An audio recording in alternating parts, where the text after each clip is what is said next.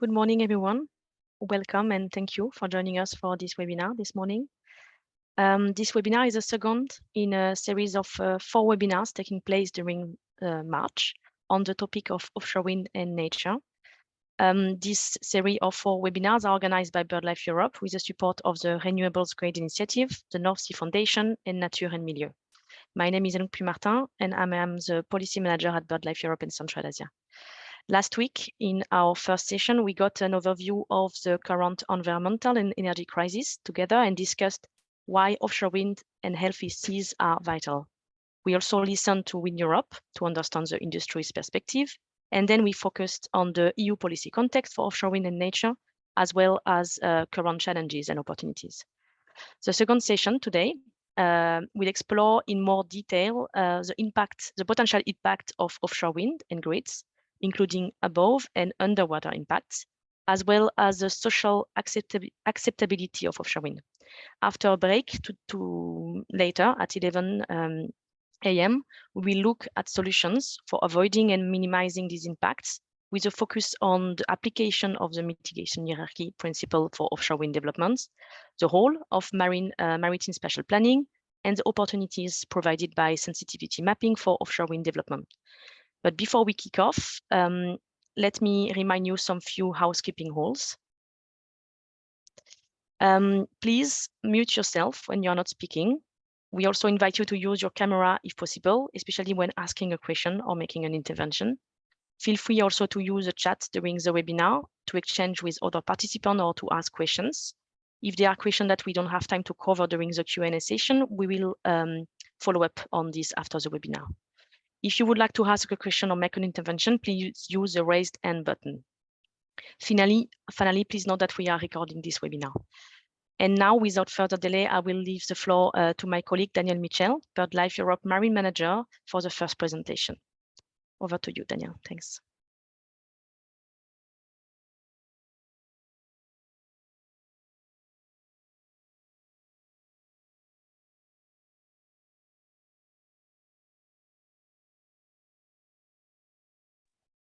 Thank you. Sorry, I'm just trying to share the slides.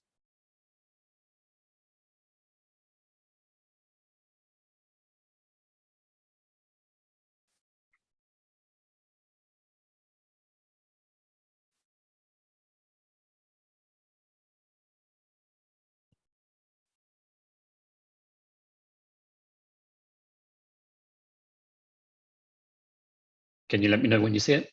Yeah, it's perfect. Thank you. Okay, thanks a lot and good morning, everyone. I'm going to talk to you about the potential above water ecological impacts of offshore wind farm developments. And as we're focusing above water, I'm going to be talking to you about the birds and the bats. So the first thing to say is that the above water impacts of offshore wind are predominantly negative impacts. So the graph you see on a slide is from a meta-analysis of published studies on impacts of offshore wind. And you can see the impacts on birds circled in red. And 3 kind of messages from this paper are that firstly, a high proportion of published studies on impacts of offshore wind focus on birds. These published studies relate to many negative impacts, and these impacts range in magnitude from high impact to low impact. And the studies are biased towards bird species occurring in Northern Europe, where most of these studies have been conducted.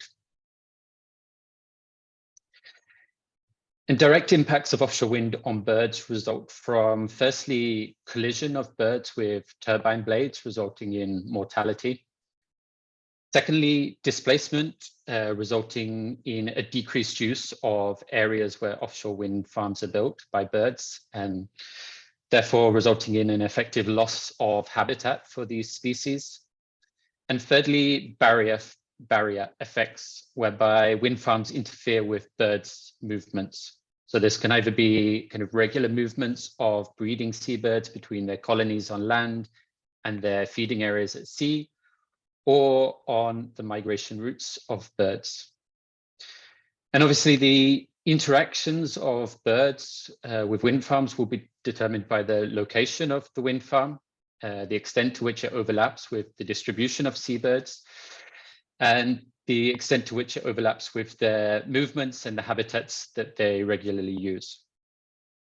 And therefore, individual species and populations will have different exposure depending on their breeding strategy, on their foraging areas, and on the routes that they take for migration. And when we talk about impacts, we're particularly interested in population level impacts. So not just the absolute number of birds affected, but what impact does this have on a population?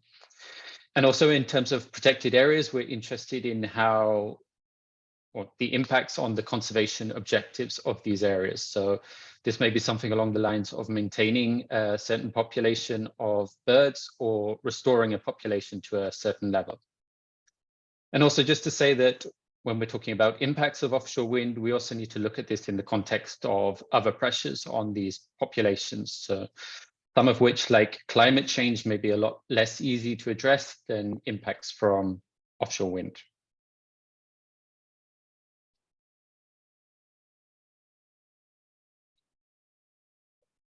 So in terms of seabirds, generally the species that are considered at greatest risk from collision are considered to be low risk of displacement by offshore wind farms, which kind of makes sense. If a species tends not to enter a wind farm site, then their risk of collision with a turbine will be lower. And I've highlighted on this slide the northern gannet because it has been highlighted in studies that it's at high risk of collision with turbines. But there are also a number of studies that show actually it kind of avoids entering wind farms to quite a high extent as well. So those individuals that do enter are at high risk of collision, but as a whole, the species also seems to be at quite high risk of displacement. And when we're looking at collision risk, we also need to look at avoidance behavior by birds. So this is any action taken by the bird to prevent an interaction with a wind farm. And there are three types. So the first one, macro avoidance. So this is a response by birds to the presence of a wind farm where they avoid entering the wind farm area and displaced. The second is meso avoidance. So this is where they respond to the presence of either individual turbines or a row of turbines and take action to avoid coming into close proximity to the turbines. So this is the behavior within a wind farm site. And then lastly, there's micro avoidance. So this is avoidance taken in very close proximity to the turbine to avoid a collision. And kind of the ability of a bird to take successful micro avoidance measures will depend on, for example, its maneuverability in flight. And studies have shown that there is variation between populations. So this means not all individuals of the same species will react in the same way when confronted with offshore wind farms. And there are very few studies that have collected empirical data on collisions. Most of the estimates that you'll find are based on collision risk models. And these models use data on physical characteristics of species. So for example, their body size and their wingspans, which affects how maneuverable they are in flight.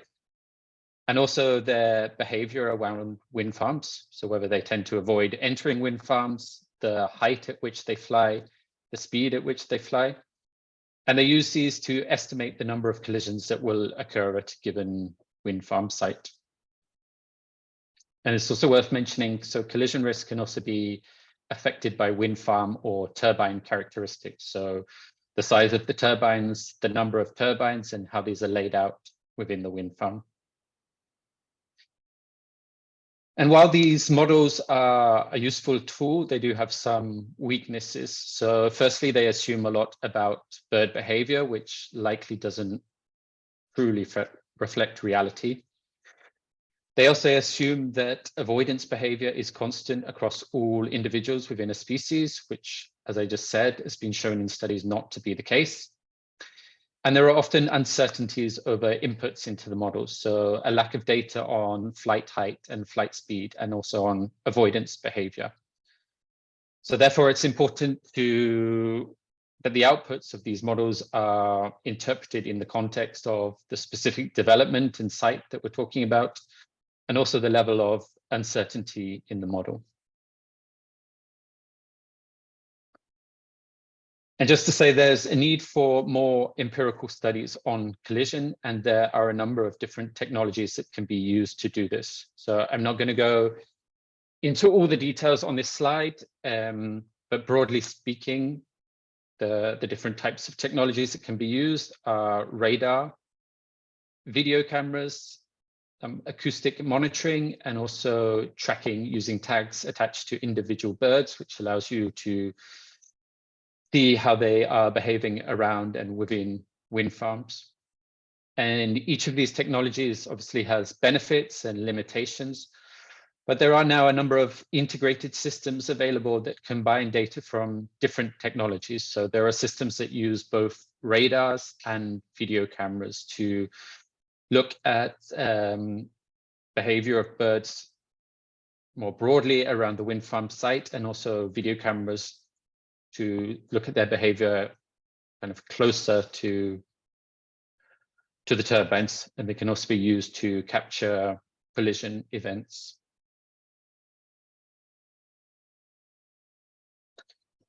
So in terms of displacement, so this happens when species actively avoid or reduce their activity in areas where wind farms have been built.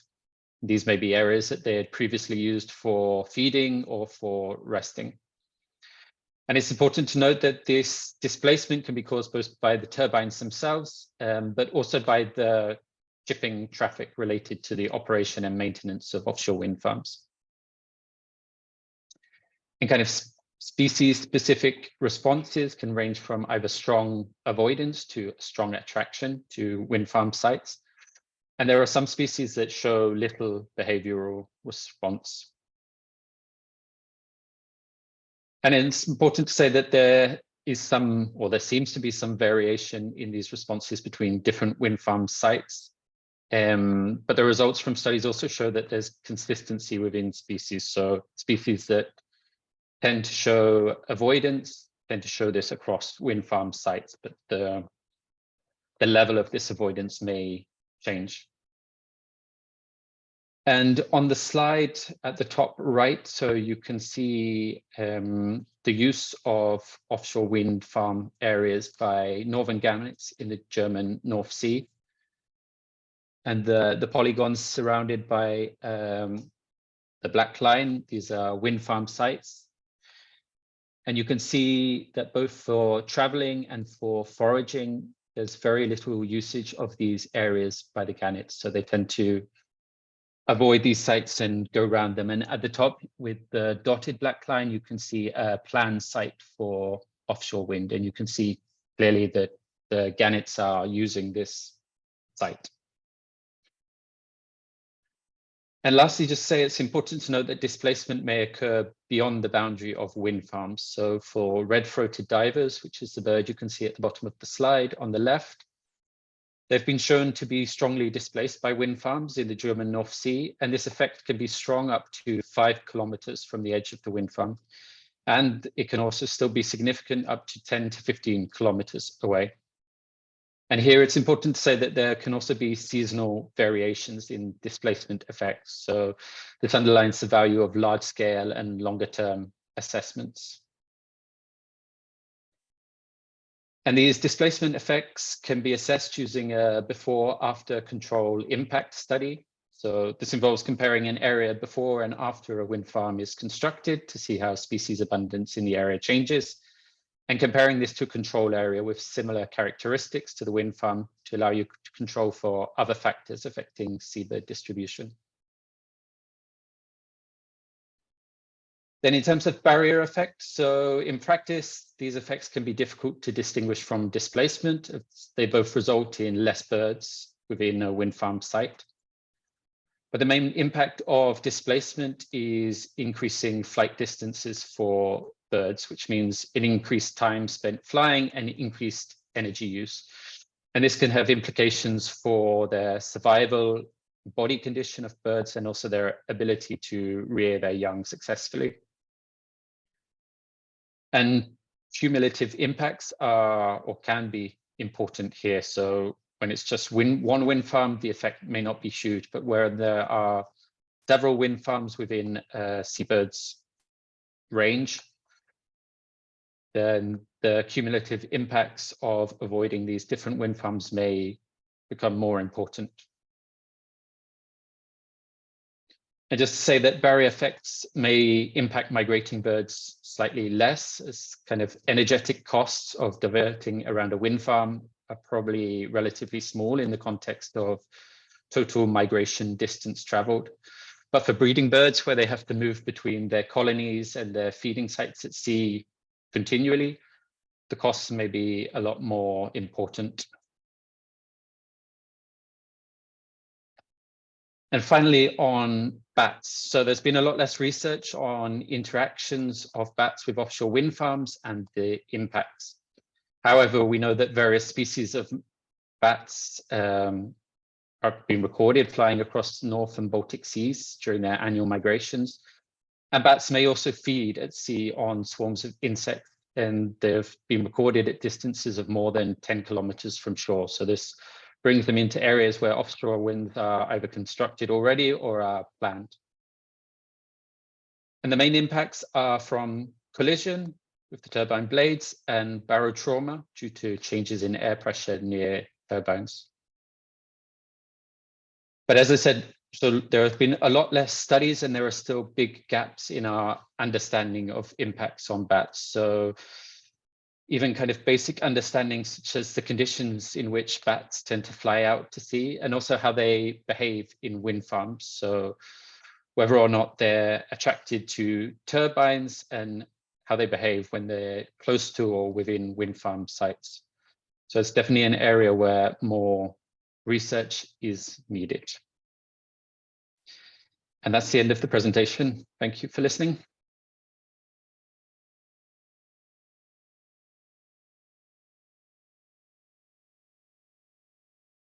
Thank you very much, Daniel. We will have a time for Q&A later, but for now, I will give immediately the floor to Renate Olie, marine ecologist at the North Sea Foundation, and she will speak about the below water ecological impact of offshore wind developments. And the floor is yours. Thank you very much.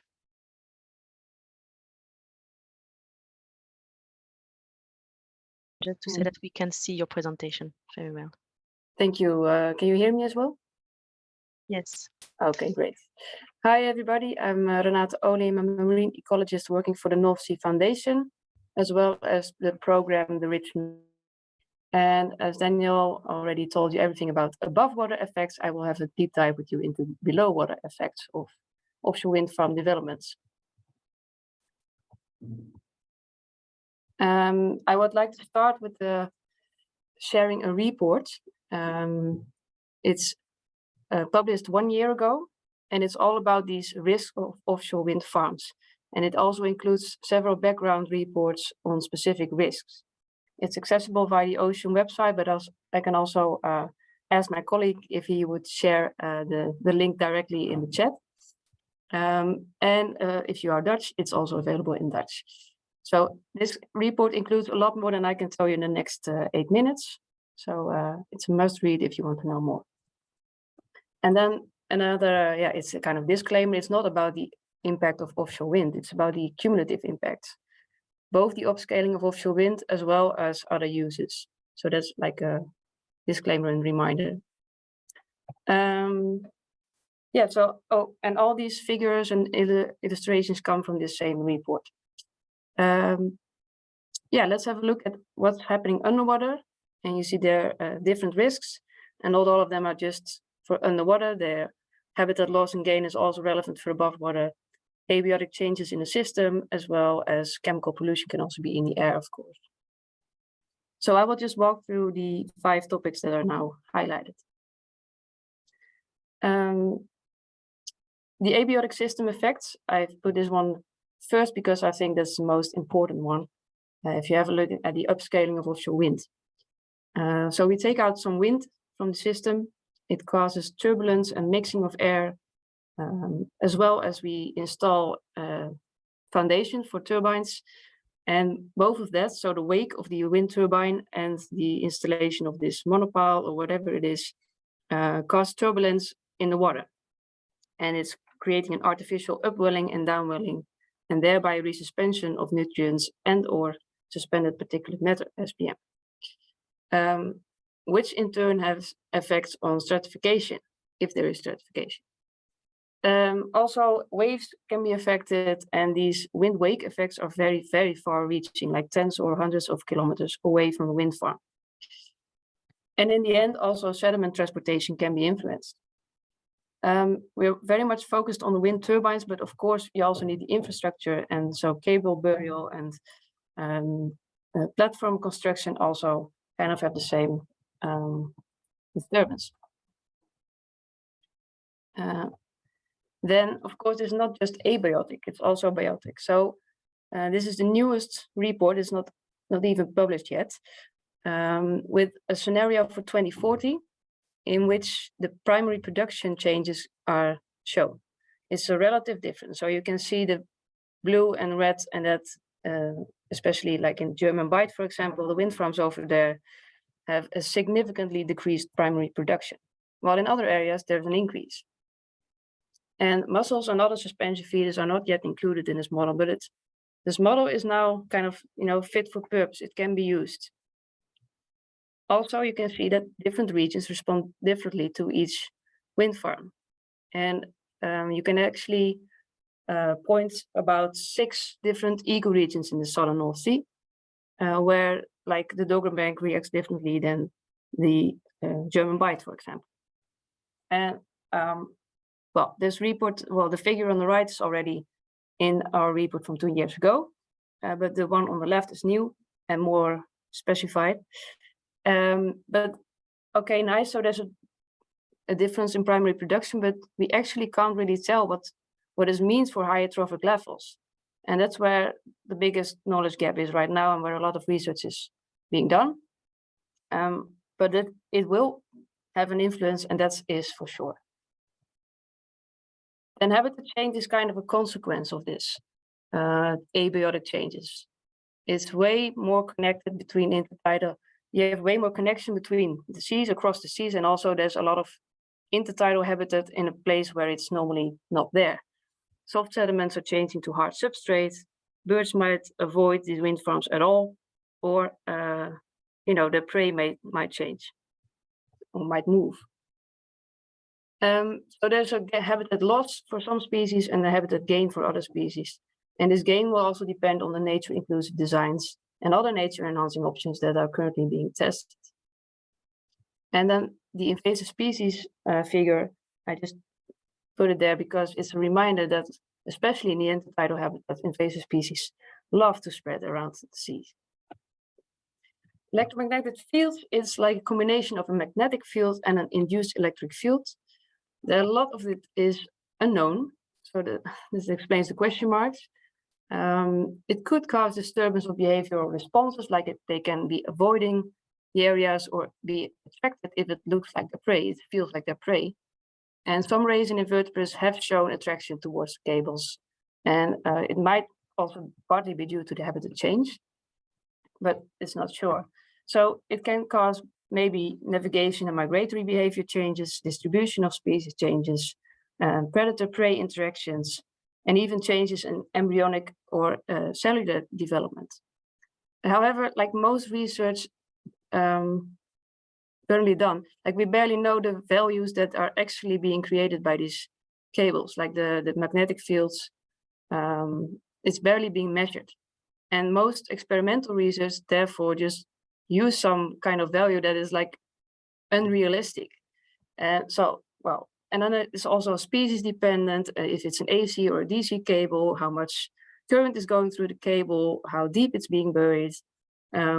We are far away from knowing the implications from individual survival or reproductional success, so let alone the ecological impact on population. Underwater noise, probably the most well-known besides the birds. We have construction noise, which is low frequency but high intensity, and operational noise, which is even lower frequency and low intensity. And we know a lot more about construction noise than on the operational noise. We have mitigation measures prescribing like a maximum disturbance, for example, for harbor purposes. But effects on species depend again on which species it is, the life phase of the species, the frequency, the depth, the installation method, how strong the wind's blowing, etc. So, of course, still a lot of more research is needed. And then the last one, pollution, is one that you barely hear anything about. So I like to point it out. The anodes that are being used sometimes leak tons of chemicals per turbine. Most operators are now using the ICCP system, so that's impressed current cathodic protection, in which chemically inert anodes are being used to create a direct current on the steel surface. And that significantly less pollutes the sea. Then you have the chances of an oil leakage because of ship turbine collisions, and those are rapidly increasing. And I think mitigation measures should be concerned, such as these guardrails for shipping around wind farms. It's kind of a new concept that at least one institute in the Netherlands is investigating. So I just put a link there so you can review it later. There are different types of concepts and it's still being tested, but I think it's well, something we should take serious. I think there's a projection for 2030 that at least 1.5 to 2.5 times per year a turbine will be a collision with a turbine and a ship. So that's well, huge, both financially but also environmentally. And then there's all kind of lubricants, grouts, gear oil, hydraulic fluids, paints, antifoulings, BPA plastics, and other materials that could accidentally or continuously be spilled in the environment. And so far, there's not much known about this problem, and it's assumed that it's not a major concern because of the high dilution factors and low occurrence. But I personally would like more literature on this research on this topic, given the enormous upscaling of offshore wind. And I know that there's also quite some biolubricants available, which are like non-toxic, biodegradable, and renewable. So let's use those more. And this is just, I'm going to repeat myself, but a reminder and a take-home message is not about the wind, but it's about the cumulative impact at sea. So with that, I would like to thank you for your attention, and I'll hear your questions later.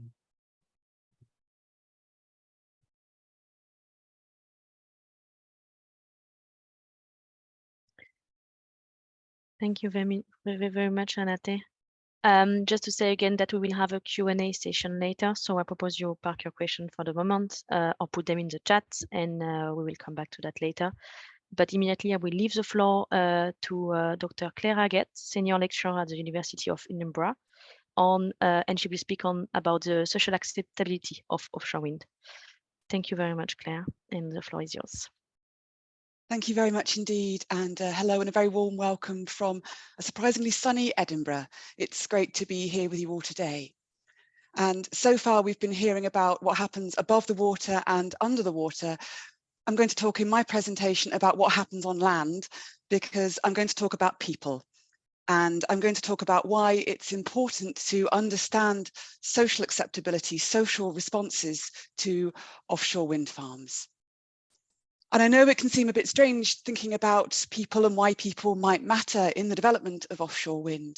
And it's quite easy to think that all the problems that are encountered with developing onshore are somehow removed if we move offshore, but that's very much not the case. The same issues arise onshore and offshore. And that's partly because even if we're thinking about projects that are even several kilometers offshore, they'll still have impacts for those who are onshore. That's partly because the sorts of places where projects are planned are not easily masked. There's no sort of landscape features which will cover up the turbines. The number of people who live near coasts or who use coasts is a huge proportion. And we tend to have a very strong attachment to the coastline, to beaches, to memories of happy childhood holidays, or thinking about beaches as places that are special and deserve to be preserved. And as Daniel and Renate have both rightly said, there's the cumulative impact of having several wind farms within a close proximity to each other. And even if wind farms are quite a long way offshore, then of course there is the onshore cabling, the onshore substation, the onshore infrastructure to consider. So it's not the case that putting turbines offshore removes all the issues to do with social acceptability. Actually, they'll be just as important. So what I'm going to do just very briefly is give a summary of about 10 years of academic research from around the world on social acceptability of offshore wind. So it will be a very brief summary of that 10 years of research. And what I've done is to group that body of research into 4 main reasons that underpin social acceptability to offshore wind. And what I'll do is go through each of those in turn. So the first sort of set of reasons that underlie social acceptability of offshore wind are to do with impacts. And I'm going to think about these mostly as negative impacts, positive benefits coming up in a minute. And the sorts of impacts that people understand or receive from offshore wind, they vary, certainly. There are direct impacts in terms of disruption and noise, particularly during the construction phases. And then those have knock-on impacts on activities that take place in those communities. It might be about recreational sailing, for example. It might be about attracting tourists. It might be about effects on businesses locally. And there are also some more intangible impacts that people report in terms of changes to what they feel are the character or the identity or what they value in a particular place. And research has very strongly pointed to what's called the place attachment that people have to their local communities, what those places mean to them, why they matter, what they value about them. And that a project such as an offshore wind farm can be a threat or a challenge to that strength of attachment. Sometimes these places where projects are delivered or are planned are seen as being very special, they're seen as being very natural, and that something like a wind farm isn't perceived to fit there.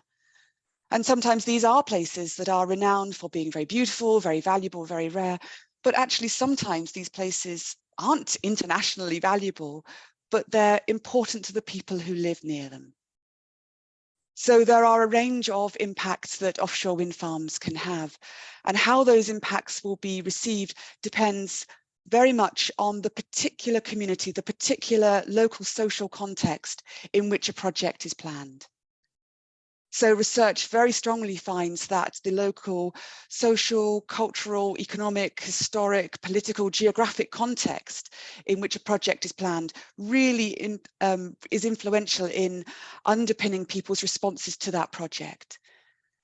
And whatever those issues are that influence those responses, they'll be different in each community. Even a communities a couple of miles apart from each other may well have different issues. But the rule is that there will always be something. There will be something that happens or has happened in that local community which influences responses to a local project. And sometimes it can be quite hard from outside to understand what those responses might be about. I remember very clearly a project with which I was involved that was planned in a very despoilt area, in an area on land that had suffered hugely from the scars of local industry, that was polluted, that was not a beautiful or a rare or a lovely area at all. And it seemed in many ways the perfect location for an offshore wind farm. But what local people said was that looking out to sea was the last pure, pristine, natural image that they had. The land behind them was scarred and spoiled, but the sea was something that was still pristine and preserved. So what happens locally, what matters locally, will affect responses to a wind farm project. Of course, there may well be benefits that come to local communities from a wind farm.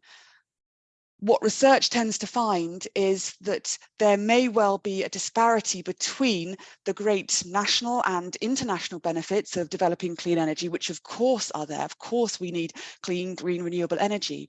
But that what happens is that those great national, international benefits don't always necessarily filter down to the local level. The proportional reduction in CO2 emissions from living near an offshore wind farm is sometimes very small and intangible as a benefit. So this disparity can be very significant at the local level. So tangible, immediate disbenefits and not necessarily sometimes there are, but not necessarily always tangible and immediate benefits. And we've been talking so far during this webinar about some of those effects on nature, and those are very significant for people who live near a wind farm. Daniel was talking about the risk of collision impacts on birds, and that's very important for people. They are not necessarily all selfish NIMBYs. Actually, people are very concerned about impacts on nature. Of course, they may well be, there can be, there should be benefits that come from local offshore wind farms, and there are a wide range of benefits that can and have been realised. And sometimes these benefits can be hugely valuable for communities, coastal communities that are deprived or that are in decline.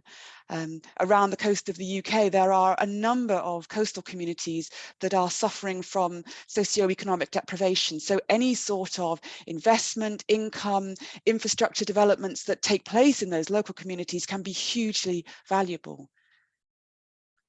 And those sorts of benefits can vary. They may well be very direct benefits, employing local people.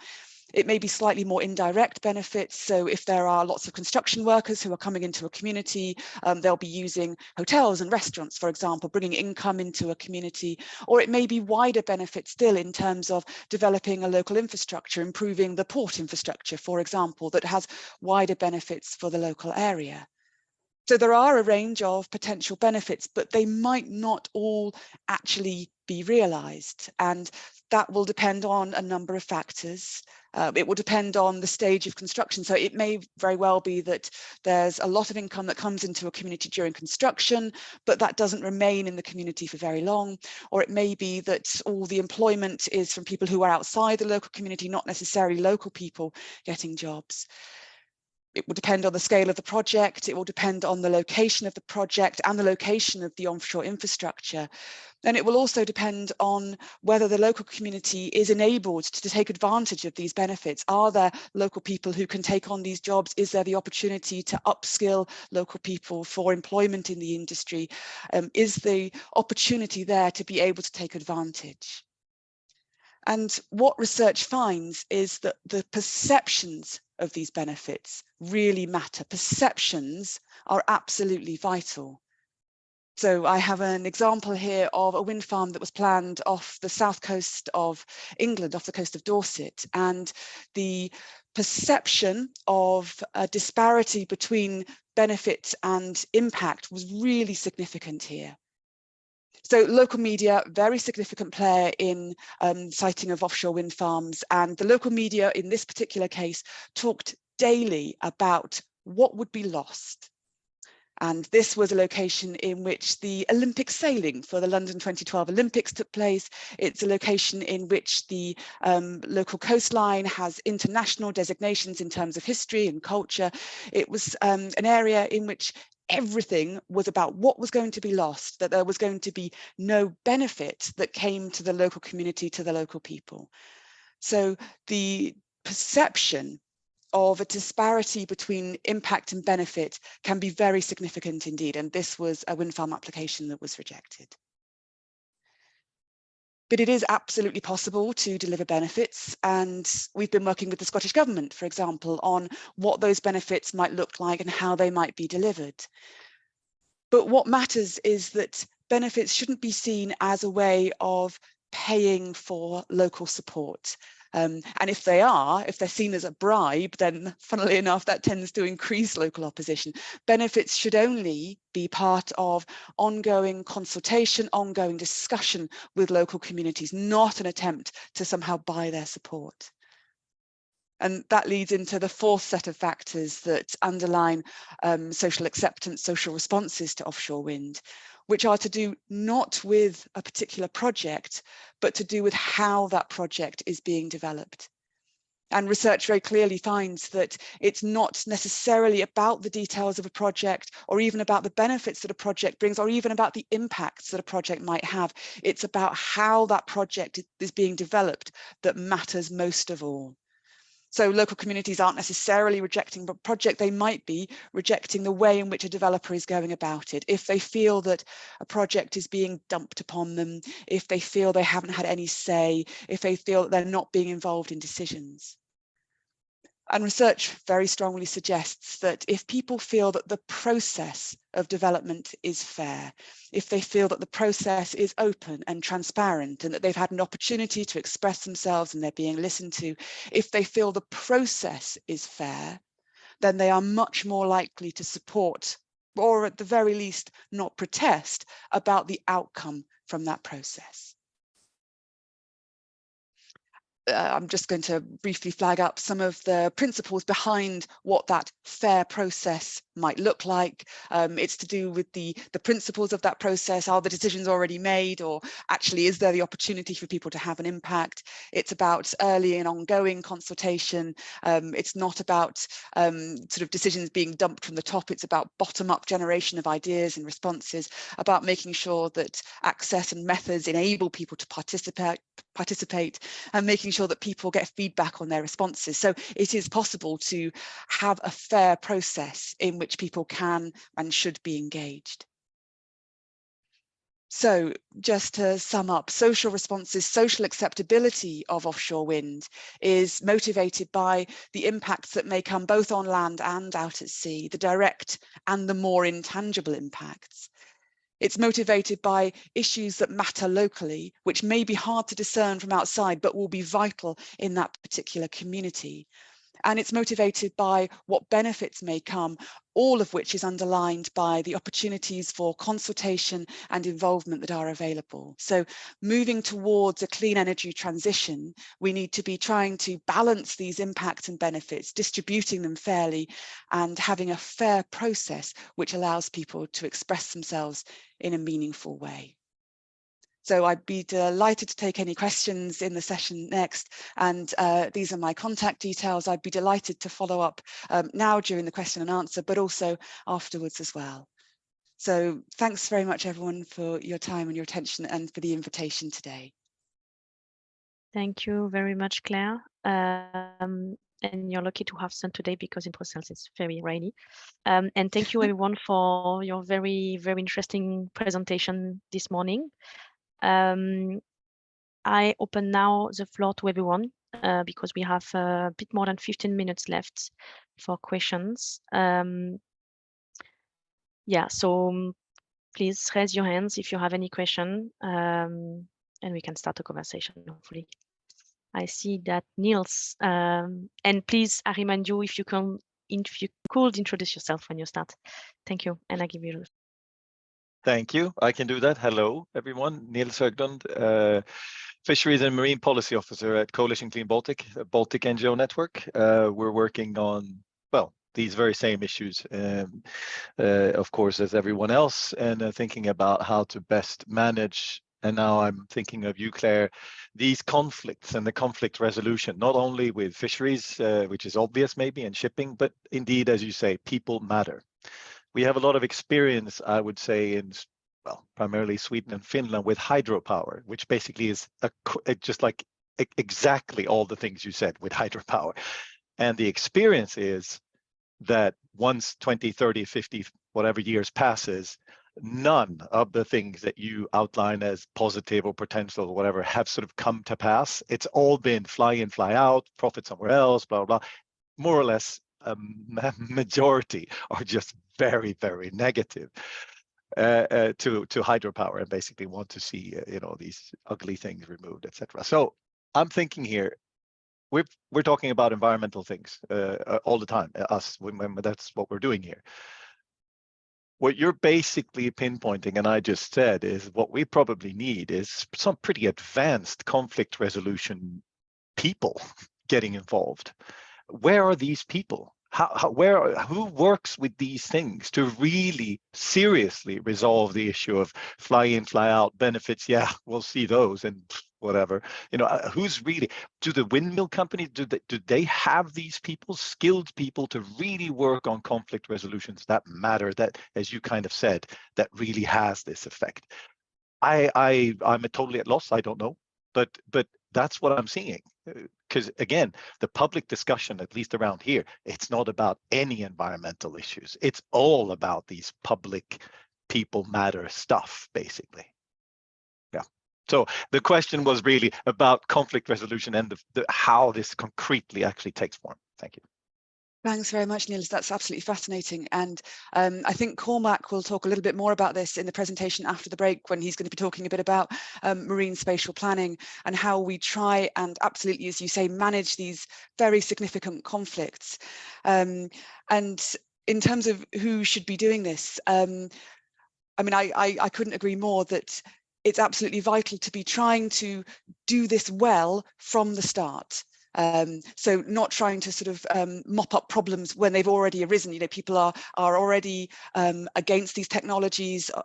What we need to be trying to do is do building offshore wind farms right from the very start. So going in early to communities, and I think in the UK context, this is usually developer-led. So going into communities early, finding out what matters, trying to understand those issues that will be important locally, trying to understand what sorts of benefits will be relevant locally. And those will differ from different communities. So in some communities, it might well be about skills training for local people. In other communities, that might be completely irrelevant. So early and ongoing discussions and negotiations with communities are vital. And research absolutely finds that that is time and money well spent.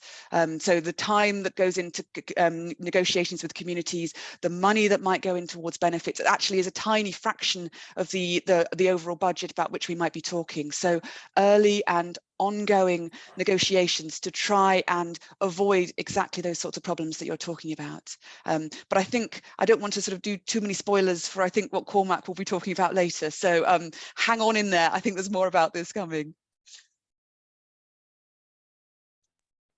Thank you, Claire. And I have to say already that unfortunately Cormac won't be joining later because he was caught by a virus. We just learned that yesterday evening. But just to say that Daniel will try to present a bit on marine spatial planning opportunities.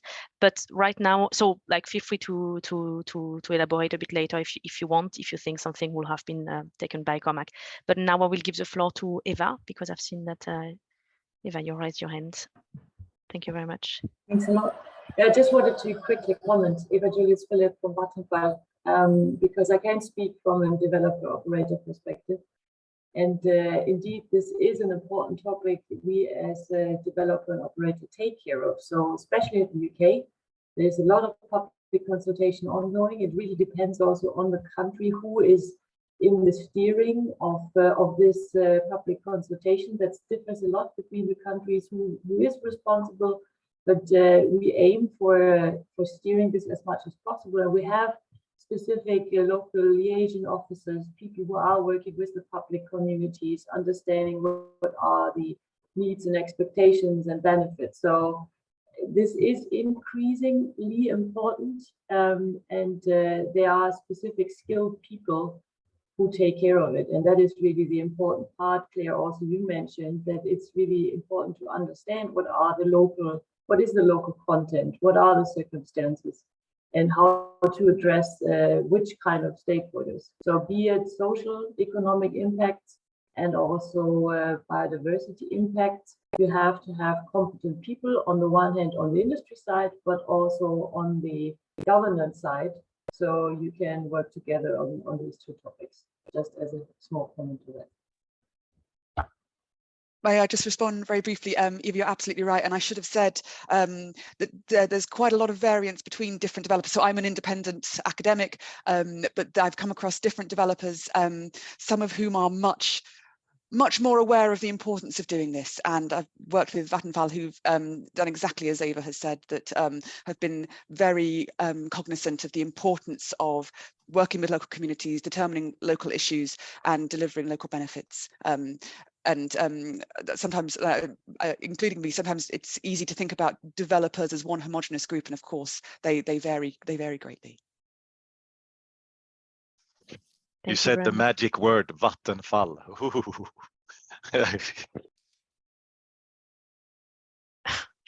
Okay, thank you very much. David, please, give you the floor.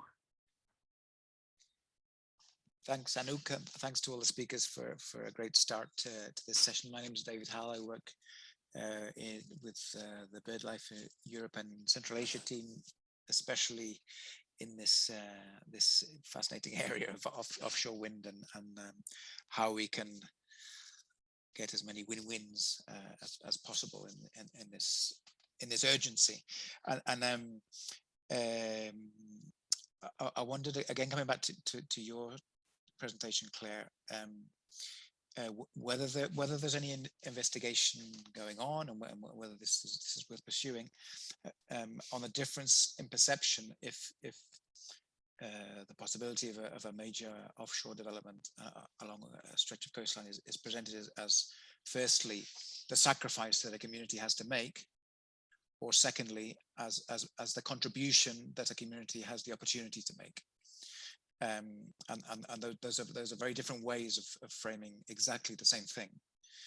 A change that is undoubtedly a contribution to a global effort, and we can talk about where the benefits might go, or it could be framed as a sacrifice because of the change, because of the impact and the perceived negative impacts of the change. And amongst that, in this key element of involving people from the start, I think we would probably all agree that part of the difficulty is we have to go extremely quickly.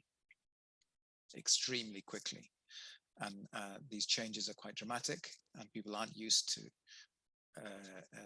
It's difficult to adapt to rapid, dramatic change, especially if you're not feeling involved in it. But there's a second element to that, and that's understanding the reasons for it. So why does it have to go really quickly? Why us here? And that could be, that has a number of scale elements. Why us here on this stretch of our coastline, in our country, in our continent? So why aren't the Chinese or the Indians or the Americans bearing much of the brunt of this? So I wonder how much of those elements are being investigated from the social sciences, because to me they seem key to be able to explain to people. I mean, I'm old enough to remember the energy crisis in the 70s, and the buttons, the stickers by light switches saying "save it," and that was you doing your part, switching the light off when you left the room. And I think that's a key element to the framing, that we need to be framing this in the best way possible as a contribution that all of us need to be making.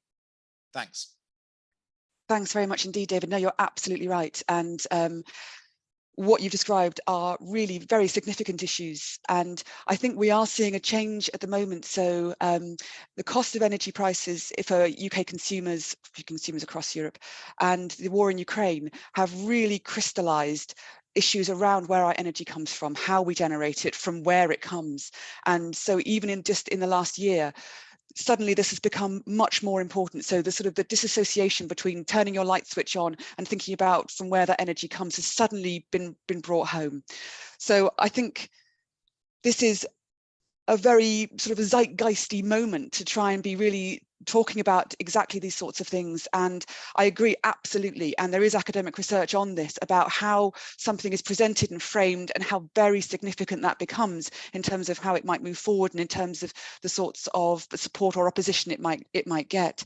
And you're absolutely right that a very clear expectation about why something is being sited in a particular place, why that location is suitable, why it is more suitable than another location, and framing that in terms of things that are significant and relevant locally. So what the research has found previously is that talking about climate change doesn't necessarily connect with local people, and that's because climate change it's very vague, it's nebulous, it's happening, other places up in the atmosphere, far distant future, that actually it can be very difficult for people to really understand the impacts of climate change in the immediacy, and therefore why they need to have this wind farm near them. I think that we are seeing more evidence of climate change happening, and that's actually sort of starting, unfortunately, that's starting to help people to make that connection. But then also because of energy prices and the war in Ukraine, this is making it more important. It's added a sense of urgency about trying to generate clean energy. And I think that it is being increasingly framed, and I think you're absolutely right, there's such a difference between sacrifice and contribution, and that suddenly because of these important reasons, it's definitely the time to be thinking more about what can we do to try and contribute. And And I think that offshore wind, I mean, the technology is phenomenal, and what offshore wind can produce, the scale of offshore wind is incredible. You know, this could provide such significant energy for communities around Europe, that this is a really good chance to try and really bring communities on board. So not be thinking about dumping projects on communities, but about exciting communities, about, no pun intended, energizing communities to be part of a clean energy transition, making a contribution towards delivering energy to people, but also about delivering benefits locally. So exactly as you say, to be trying to generate win-win outcomes, which absolutely can be achieved and are achievable.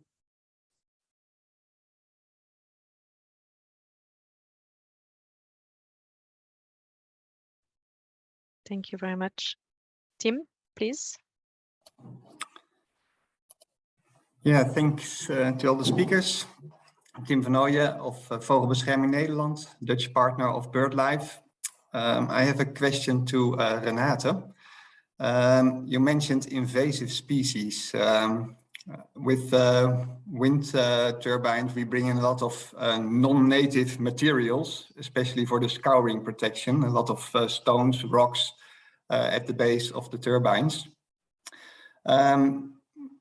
This could come with a risk of also introducing non-native species, which particularly like hard structures, well, many of them. Is this a risk according to your opinion, and is there some way to deal with it?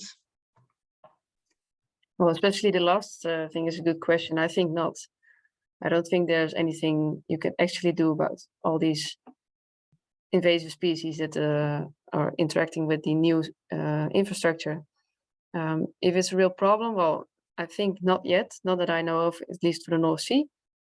And also, I want to highlight that especially the intertidal habitat is where the invasives are occurring, and well, there's just relatively more exotic species in the upper few layers of these monopiles or other foundation types. Yeah, so I don't know about any like exotic species problems in the North Sea due to wind farms. And of course, there's also oil and gas platforms. That's not the only infrastructure in the sea. But the connectivity will be massively increased, of course. So species might just cross the sea a lot faster than would normally happen.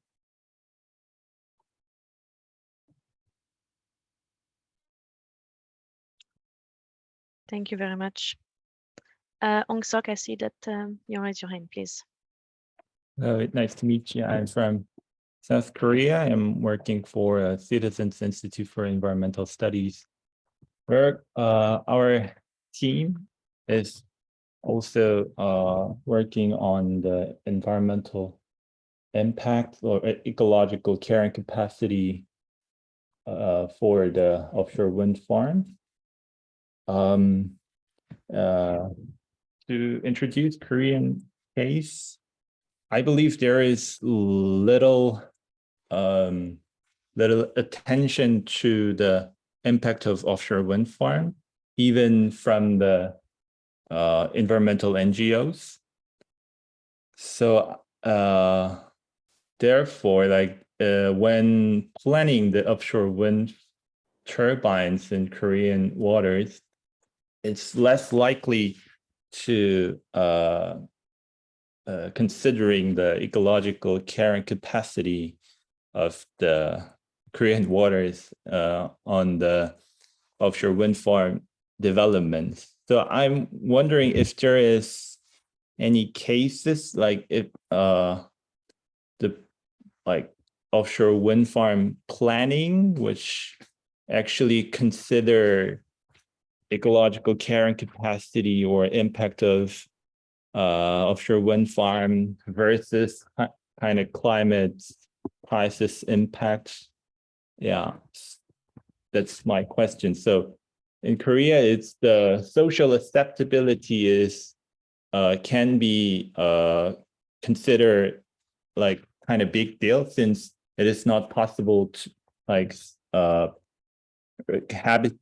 inhabitants if inhabitants opposed to the project, the project can be done actually, but it is less likely that the project is opposed because of the consideration of ecological carrying capacity. So yeah, so I'm wondering if there are any like cases in Europe about like really consider about balance between the nature impact or climate impact, something. Yeah. I hope my question delivered to one of you. Yeah. I don't know who will want to try to answer this question. Maybe I can, or Claire, if you want to go. You'll be better at me than this, Daniel. You go. Yeah. So I was going to say, I think the sessions that are coming up next may be relevant for this because we'll be talking about marine spatial planning, and there's in Europe a specific directive that covers this and requires member states to balance like environmental, social, economic issues related to offshore wind development. And then in the following session, we're going to be looking at sensitivity mapping. So this is a tool that can be used for to inform the spatial planning of offshore wind. So I think, well, I hope those presentations will answer some of your questions, and maybe those presenters may be better to respond to your question after those presentations. Yeah, and maybe just to refer to last session also when we talked about EU environmental legislation and also impact assessment that needs to be done in terms of environmental obligations. I don't know if you were attending, but we will share anyways the recording of the session and the different presentation. So I hope you will find also some answers there. Conscious of time, sorry, except if you want to For a question for the Renate, yeah, we do also have environmental impact assessment, but I'm not talking about the individual impact environmental impact assessment for individual projects. Yeah, just I'm talking about the what you said, like cumulative impact of the whole planning, like planning of the offshore wind development, like in a particular area, like marine area. Yeah. Yeah, so like Daniel said, we will have even if unfortunately our presenter had to cancel participation, Daniel will try to give a few words on marine spatial planning and also an assessment that BirdLife undertook last year, 2 years ago on marine spatial planning. But before that, we will have a short break. I mean, middle short break, because we have more than 15 minutes and we can reconvene at 11:20 here for the next session. Thank you very much and see you in 15 minutes.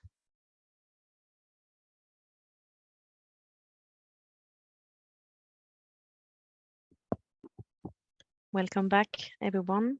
I hope you could grab a coffee and have a nice break. We will continue and start the second part of this session on this new session actually on avoiding and minimizing impacts from offshore wind developments. And we will start immediately with a presentation from Christiaan van Sluis, senior ecologist for the Rich North Sea at the North Sea Foundation, and he will present the environmental impact assessment and application of the mitigation hierarchy to offshore wind developments. Hello. Yes, can you share your screen? Perfect. Yeah, is it working now? Yes, it's working well. Thank you, Christiaan. Good morning. I'm Christiaan van Sluis. I'm working at the North Sea Foundation and also on the Rich North Sea program. And we are working on making nature enhancement the common strategy with the development of offshore wind.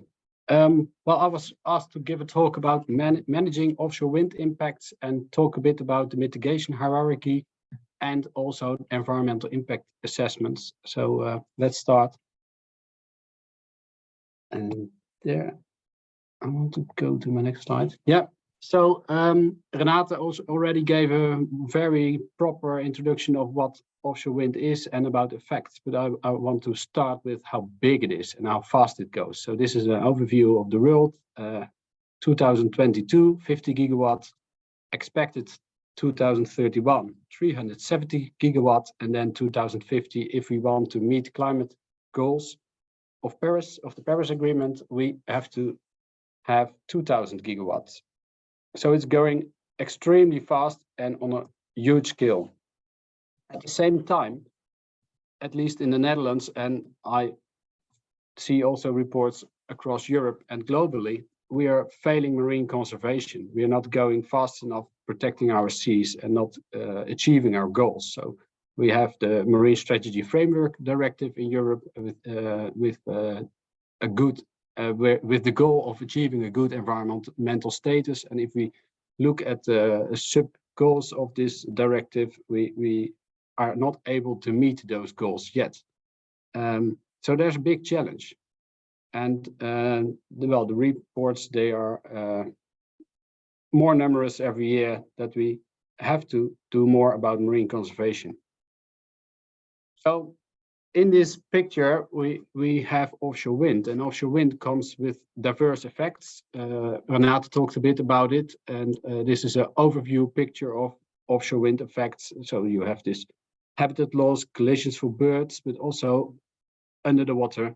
And on the seabed, we have also habitat loss or turbidity, or some habitat gain for other species. So things are changing, not only above the water or in the seabed, but also in currents and productivity. And for some species, some changes are risks, and for other species, some changes may be opportunities. And generally, we can see that above the water, there are more risks, and below the water, there could be more opportunities, but it depends on how we do things. So coming back to this first introduction of the scale of offshore wind and the pace of offshore wind development, and the current state of our ecosystems is that we are currently having an impact on ecosystems that is too big for the carrying capacity of the natural systems. And if we really want to reach sustainability, we have to adjust our use of the sea and the way our ecosystems can thrive. So offshore wind can be devastating in this picture because it has huge impacts and it is a global scale. But on the other hand, if we do not introduce offshore wind, we face climate change, and climate change may have the same effect. So we're kind of caught in a catch-22, and we have to make it work, I think. But if we go on like this, not prioritizing ecosystem conservation, but we do prioritize offshore wind, the scale. So currently, human use is prioritized over biodiversity, and offshore wind can be just another industry adding impacts to the marine environment, or offshore wind farms can be a new industry that reduces its footprint and operation. So let me take you along this story. But first, I want to go a bit about the environmental impact assessments, because that's really very closely connected to the mitigation hierarchy and how it works and how it interplays. So an environmental impact assessment, we have a scope of work, for instance, planning an offshore wind farm, and each project has its impacts on the marine environment in this case. So those impacts can be called pressures. So with an offshore wind farm, you have the pressure of introducing stones. You have the pressure of making noise with your ships. You have the pressure of the pile driving. And so you have all kinds of pressures related to your scope of work. And those pressures have impact on various ecosystem components, but also societal impacts. But now I'm talking about ecology, so I will go on the ecology part. And ecosystem components can be the fish or the birds or the primary productivity or the seabed. And so you're going to make a connection between your pressures and your impacts in that specific environment. And then you highlight possible conflicts between the two. And from there, you go into an in-depth analysis of, well, okay, does it really matter? For instance, if you have light can be a disturbance for birds. But if you have the light only one time during one day in a whole year, it might not matter for the full population, not even for individuals. If that light is on every night for a year long, it might have an effect. So in this in-depth analysis, you're gonna align your pressures, your ecosystem components, and the duration and the impact of those combinations. And from there, you decide whether there is a significant impact or not. And based on that, you take measures. And this is done mainly on a project base. So on a project base, you take measures to reduce the footprint of your project. And those measures can be that you avoid an impact. So for instance, pile driving is not good for marine mammals. So why don't we use gravity-based foundations? And from there, that's a full avoidance. So if you can avoid, that's the best thing. It might cost you something, but it's good. Then if you can't avoid, you go mitigating. So, okay, I have to do pile driving, but I do it with lower sound levels. So it's less harmful. And then the last step, if you can't do that, you go to compensation. And the thing is that we do this from an environmental impact assessment on a project level. And it kind of means that you can only reduce your footprint, but you can never bring a positive impact to the environment. So let me show it here. So if you have the impact of offshore wind, and with the global increases over time, you see that it is increasing tremendously. And the thing is, if you only apply avoidance and mitigation, it will still increase tremendously. And that's the kind of point we have to face. And so only mitigation and avoidance is no solution. So coming to the mitigation hierarchy, we see that it consists of 4 steps. And on a project base, we mainly focus on step 1 and 2. So to avoid and to mitigate. So avoiding no impact or other impacts, mitigation, reduced impacts. But the mitigation hierarchy has 2 last steps, and that is restoration, actually creating a positive impact, or offsetting. And offsetting, you can think about relieving the pressure on an ecosystem component by, for instance, stopping fishing or reducing predator impacts on such population. So the mitigation hierarchy gives us tools not only to minimize our impact, but also make a positive, nature positive contribution. And I think there are very different perspectives on this across countries, I have to say, and also within the possibilities within the legal frameworks across countries. But I want to share this concept and this idea to see if we can make offshore wind have the smallest possible negative impact and the largest possible impact. So what we see now is this sea use on the one side and the ecosystem on the other side. I think we are mainly thinking now of creating less impact by prevention and mitigation. And we can also tip the scale in another way by lifting the ecosystems.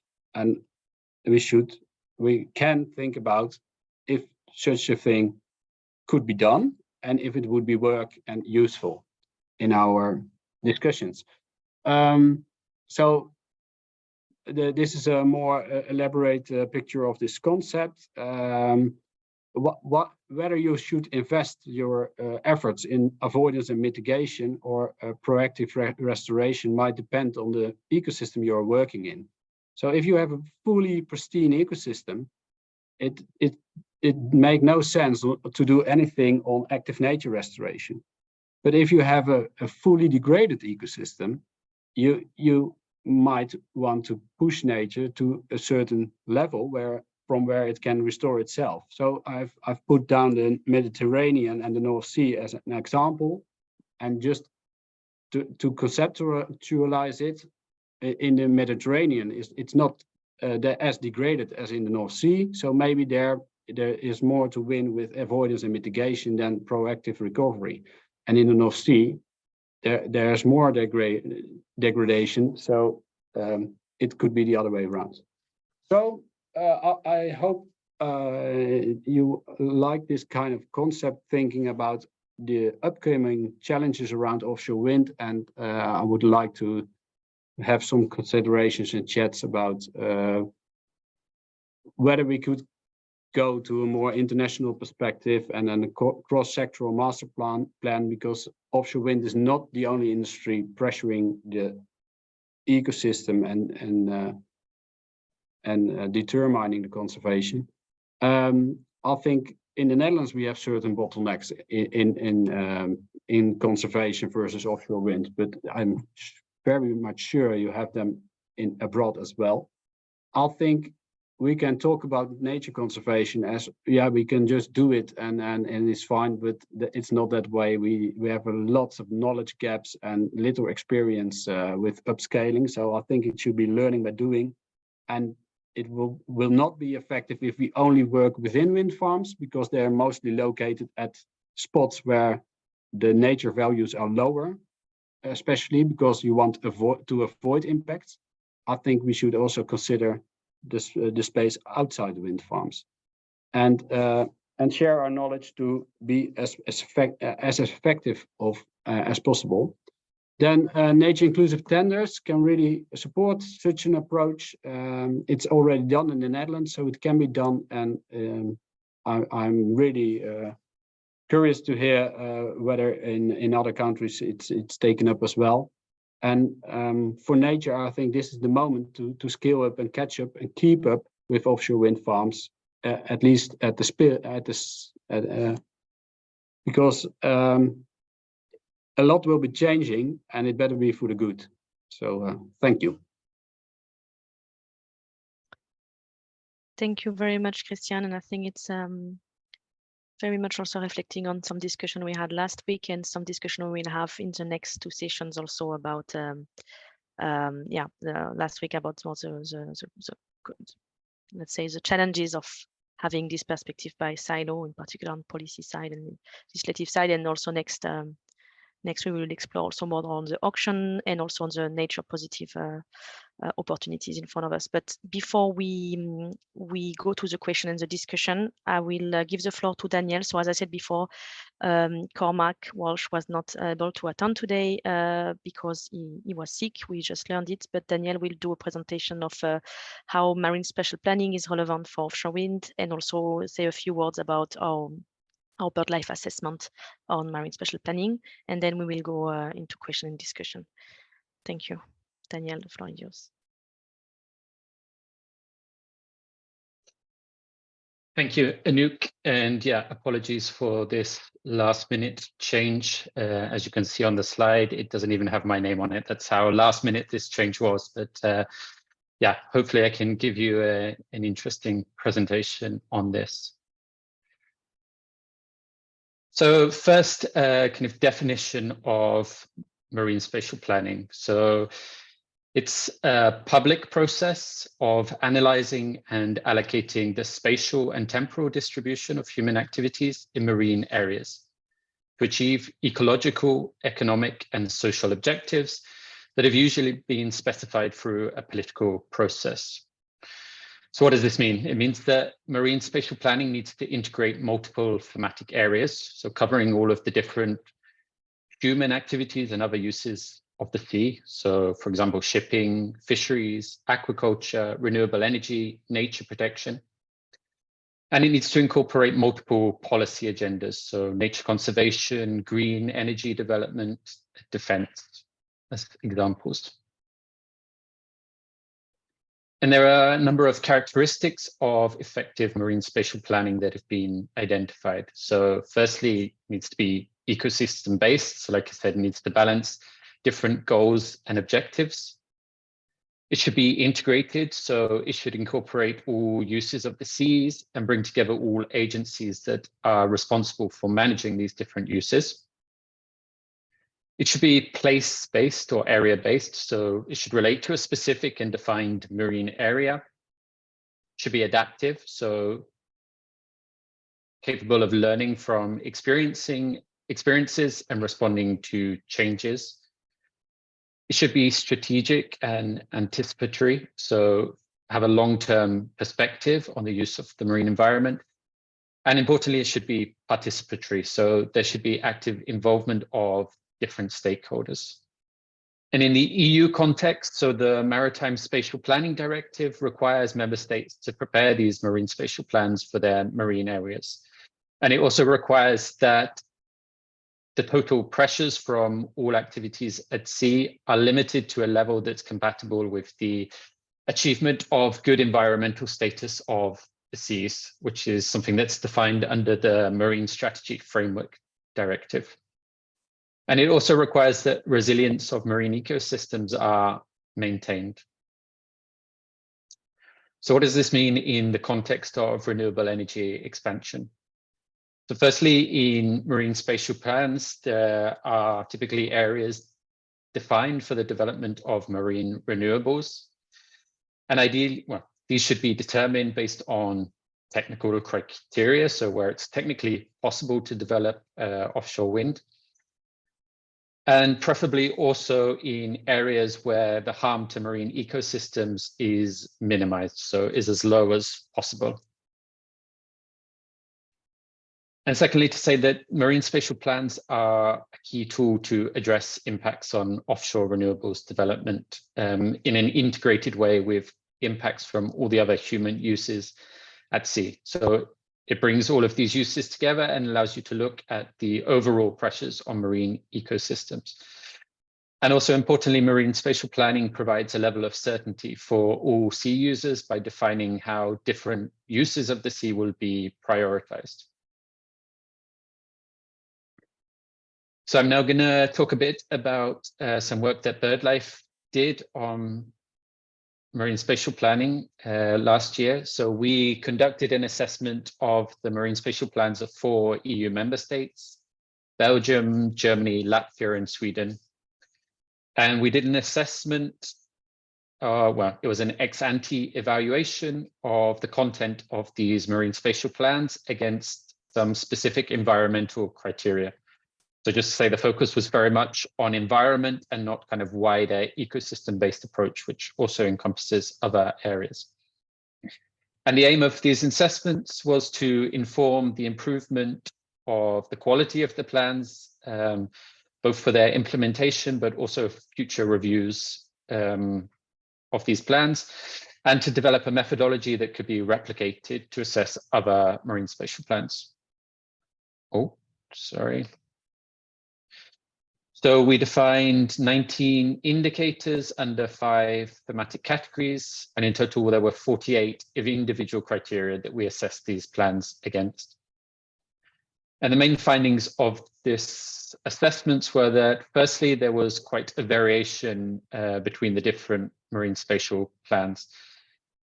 And there were areas where, for example, some of the plans were strong and some were weak. So one of the findings we thought is that there's a lot of potential for sharing of approaches and methodology used in the different countries.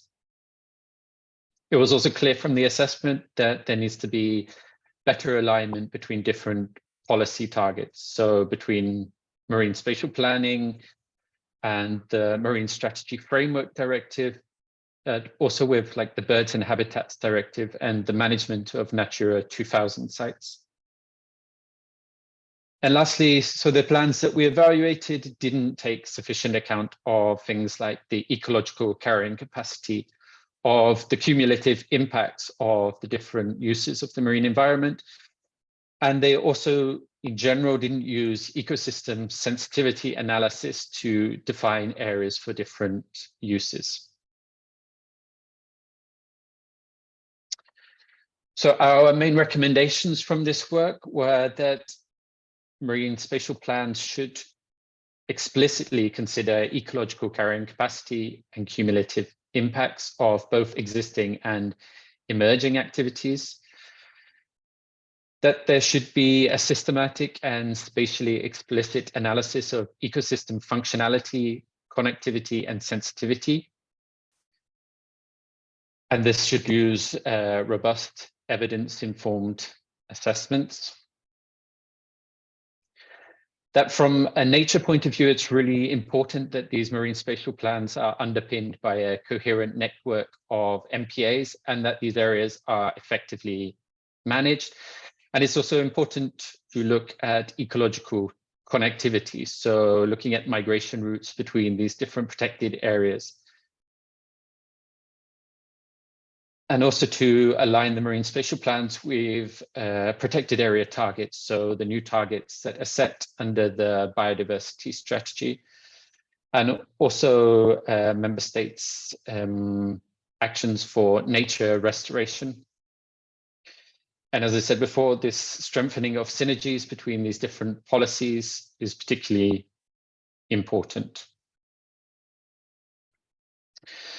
And just to sum up, so I'm going to repeat something that Renate said earlier, it's really about cumulative impact. So this topic of marine spatial planning is really important when we're talking about offshore wind in nature, not just in terms of selecting sites for offshore wind farms that minimize their harm on nature, but really about looking at offshore wind development in the context of the pressure from all of the different activities that are happening at sea, which is really what is vital if we want to achieve the necessary offshore wind expansion that we need to tackle climate change and also achieve healthy seas.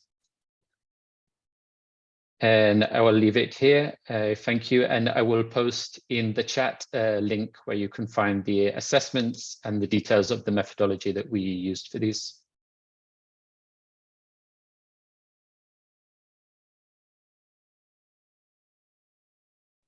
Thank you very much, Daniel, and thank you for this last minute covering on the topic. I've seen that there was some question in the one question in the chat, which was already answered, but I don't know if Christiaan, you want to elaborate a bit on this, or the question was about the perception of the level of degradation related to changing baseline in terms of ecological. Yeah, it was really, thank you for this comment in the chat, because it really depends on, and that was also where my figure was based on with this different states of the ecosystem. It really depends on how degraded you perceive your ecosystem. That really defines how far you would be willing to go to help it recovering. So if you think your ecosystem is not worth anymore, not much worth anymore ecologically, you are willing to take lots of measures. While when you think you have a very beautiful ecosystem, you want to protect it, and that's it. So yeah, I think that's a very valuable question to ask ourselves when we are looking at conservation.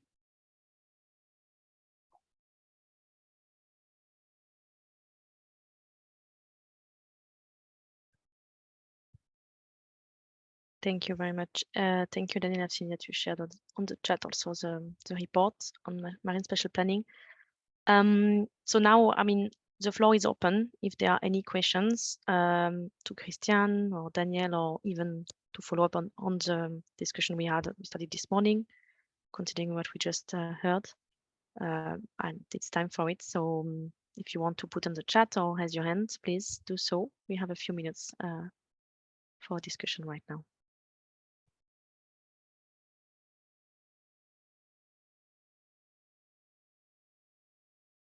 Joanna, please. Hi there, nice to see you all here.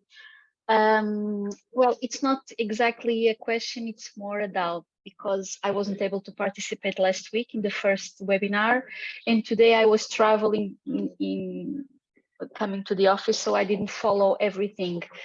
But I had one question, but maybe this will be discussed in a later session, which is about eventually some mitigation measures that could be applied when the wind farms, for instance, will have some impacts, because I think it's a bit impossible that doesn't happen. But I'm not sure if this will be discussed later on, or if you have any ideas on that. Because it was something that journalists asked us here in Portugal last week, because there was a public consultation to discuss proposed areas by the government to renewables offshore, and they were asking about it. And well, I didn't exactly reach that stage, but yeah, just to leave it in the air.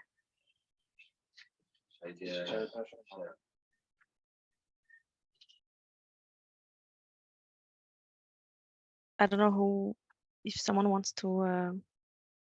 Yeah, I think the link shared by Eline earlier in the chat this morning will guide you towards impacts and mitigation measures that could be applied to those impacts. And advocating restoration in face of offshore wind farms doesn't say we shouldn't avoid and mitigate. We should avoid and mitigate to a very appropriate level, and then also restore and maybe offset.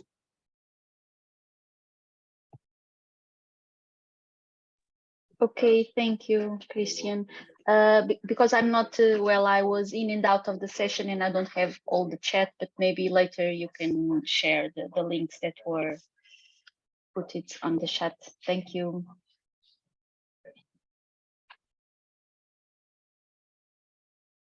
Thank you. So maybe, yeah, Christiaan, if you could share again the link on the chat, would be nice. Thank you very much.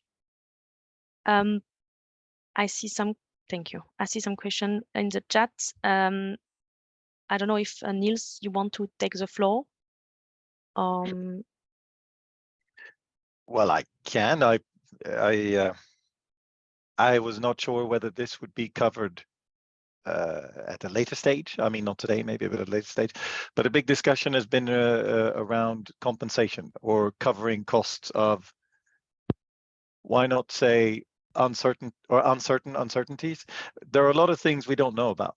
There are a lot of cumulative impacts. There are a lot of several issues mentioned today with very poor or circumstantial almost evidence, either or. We have not seen, we don't have on the planet yet the types of farms we're talking about now. Huge, high, long, big, thousands of potentially in the end square kilometers. There will be effects that we are not, familiar with. There's again, I'm thinking about hydropower back in the heyday of 1920s and 30s. Oh my God, we need energy, and things were made and done, and all those stocks, those rivers, those beautiful ecosystems are gone, and they will never come back. Basically, one didn't know then, and the compensation setup was ridiculous. We know better now. So how could these funding mechanisms actually be developed, or should they be developed? This is a question we're wondering. How do we treat and handle these long-term effects, uncertainties, including money and needs for data and long-term research and monitoring? Who's going to pay for that? Is that going to be taxpayers? I'm not super comfortable with that. But in the end, of course, we're as consumers, we're going to pay anyway. But still, compensation, long-term thinking, funding mechanisms. Where are we on this? What's your view on this? Thanks. Yeah, shall I pick up this question? Yeah. Yeah, sure. Go first, and I'll go after. Yeah, thank you for this question. I think it's really important now that in front of this great outroar of offshore wind, we are now really at the beginning. So if we now set the regulations around it strategically to support nature in the best way we can, and knowing that we don't know everything, it would be possible to do at least as much as possible. But still, there will be effects we can't foresee now. That's very clear. In the Netherlands, we now have offshore wind tenders, which are nature inclusive saying, so they have tender criteria linked to conservation and research. So the offshore industry, by these tenders, is paying for the research and the actual application of conservation measures. It's not ideal yet. For instance, the conservation measures can only be taken within the site of the offshore wind farm itself, and only around the assets. So so at the end of life of offshore wind farm, that your nature positive effect which you maybe create is gone again. So I'm enthusiastic about the first attempt, but we have to optimize it to really make it work. Definitely. I will talk about this a bit more in a week. Maybe to add to that, I mean, I think some of the issues that you touched on may arise again in the fourth webinar when we start talking about nature positive. So not just how we can minimize the impacts from offshore wind developments or kind of compensate for these impacts, but how do we take this kind of much broader positive approach to nature, and how do we use this kind of offshore wind transition to address all of these other issues in the sea that have resulted in the current condition. Yeah, and I think many of the issues you raised are important to that. I mean, I think one thing to say is, although we don't have all the information, I mean, we do have a lot of data, and I think ensuring that we do proper spatial planning of offshore wind development now based on the data we have is really important.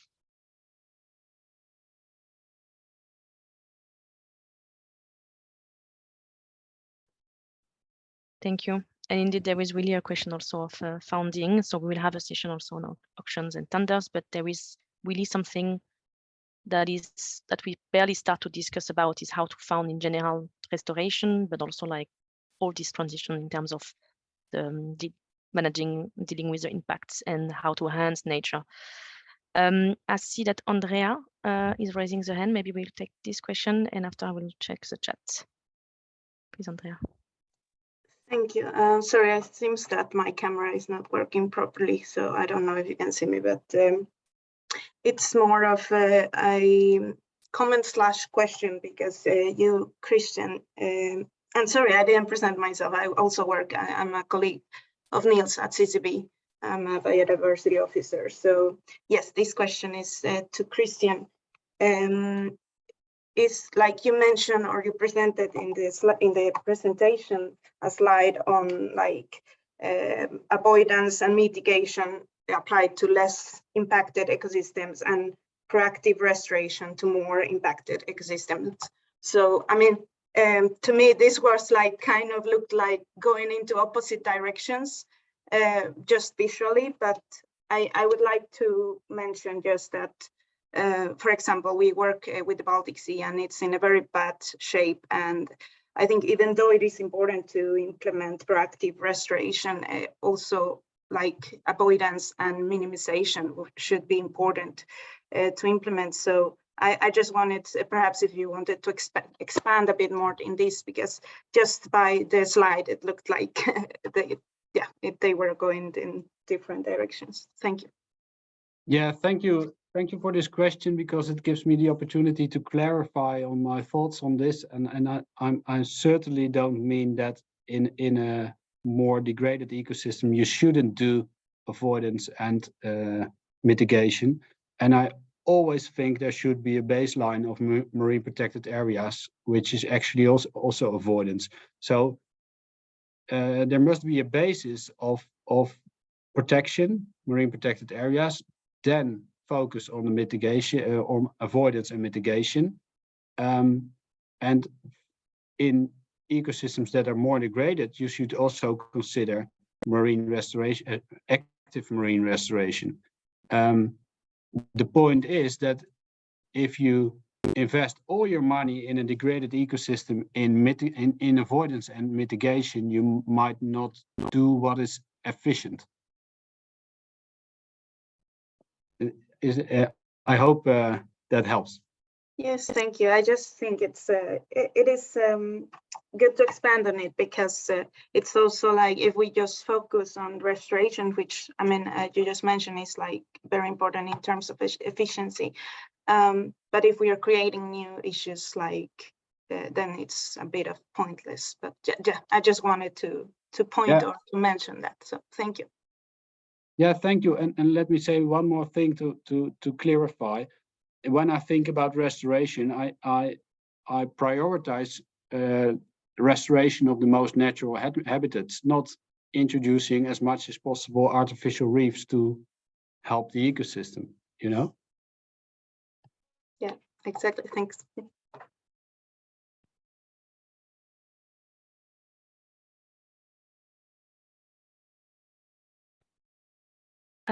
I see there was a question in the chat from BirdLife International. I assume that is Olie, but I'm not sure who is behind the name. But there was a question about to what extent the no, that's sorry, I mixed it up.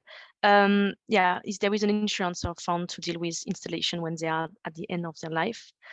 I think we will have a proper session on decommissioning in the next session, so maybe that's something that will be covered at the time. And I've seen that Dominik, you were raising the hand. Please. About yeah, when using restoration measures, mostly in MPAs, isn't there the danger that we have a very segregated approach with very high valued MPAs, but very degraded areas in between? So that there is, I mean, we cannot just focus on the MPAs, right? We have to also make sure that, yeah, just also having a very holistic and integrated approach across the whole basin. Yeah, definitely. Me thinking about it is well, we know that offshore wind farms are sited in places at sea where they don't have a huge impact on nature. So you can raise the question, is that the most effective place to recover nature? And then, okay, what would be the most effective place to recover nature? That could be a place where oyster reefs existed, or seagrass beds existed, or mangroves, or habitats like that. Or it could be another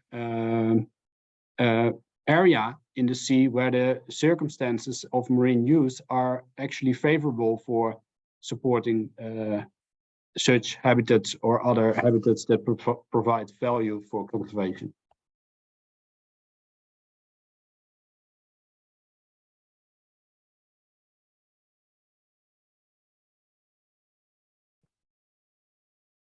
Thank you very much, Tim. Yes, thanks. I'd also like to respond to Dominik, because I think the issue that Dominik raised is a very relevant one. Maybe slightly off topic from offshore wind, but it's indeed about the challenge how to protect nature outside MPAs. And for instance, the Fisheries Action Plan that was recently released by the EU is not focusing on that at all. We do not have measures, for example, that make sure that we have seabed integrity outside MPAs, for example, by focusing on making sure that there's not a very intense fishing in certain areas. What we also lack is a focus on food for birds, for instance, so forage fish. How do we make sure that we have enough forage fish? These are issues that are outside of MPAs. So indeed, I would like to stress that this is a risk, according to me as well, that we are starting to focus on MPAs and making them a really nice place to be for everything. And then we overlook having a nice broad protection outside of them. But is this what you meant, Dominik?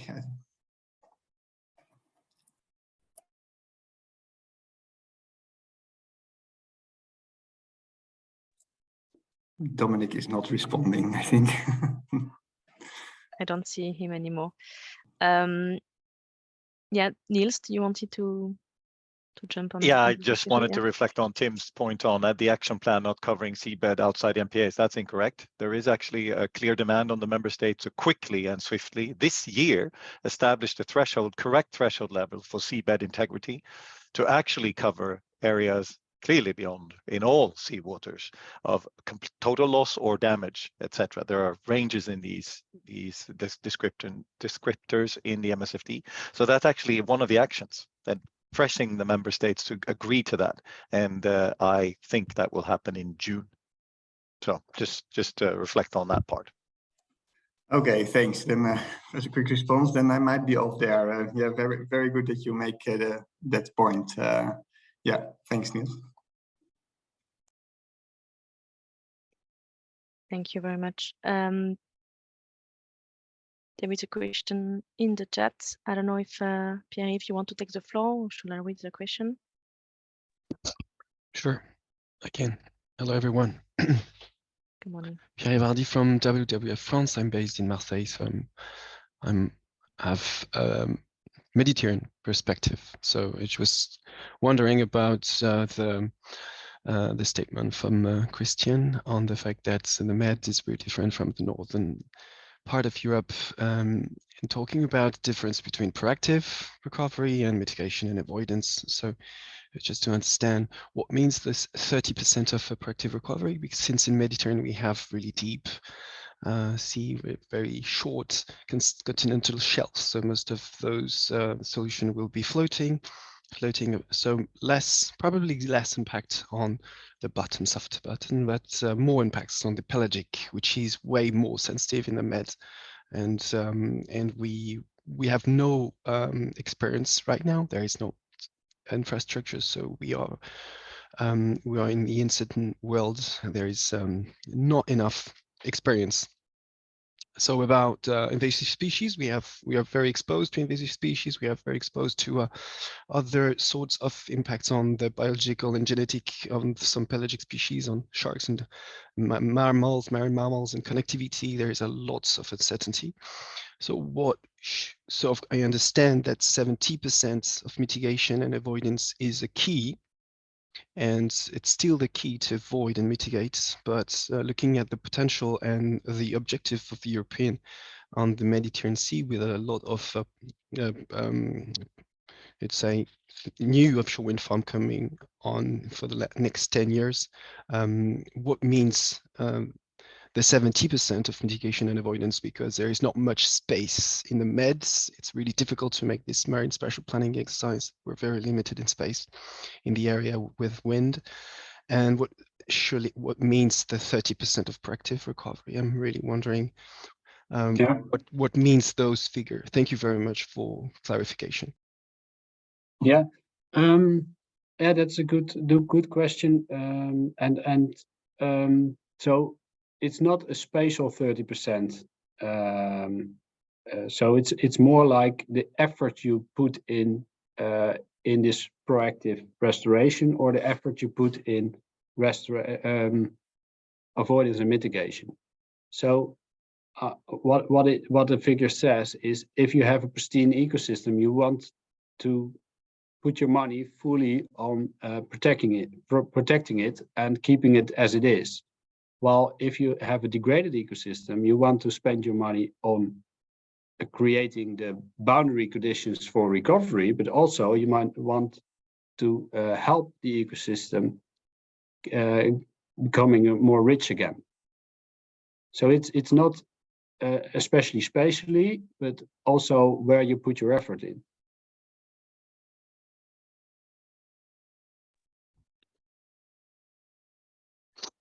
Okay, since for now we are still lacking mitigation. So even if the effort is on the mitigation, we are still lacking these mitigation measures, specifically on the pelagic. And so some of the French authorities are asking for inert, like neutral, like very transparent infrastructure to ease the risk of an invasive species or whatever. So nature inclusive is very a key topic here, to to be able to at least mitigate those risks. And so it opens a new debate on what could be nature inclusive if we are looking for inert, so not biologically active infrastructure, to be able not to attract marine life, not to attract too much about pelagic effects around those infrastructure, and having the least risk for invasive species. So this is something a bit different from the Mediterranean perspective, I guess. So this is a very core problematic, these avoidance and mitigation measure in the Med.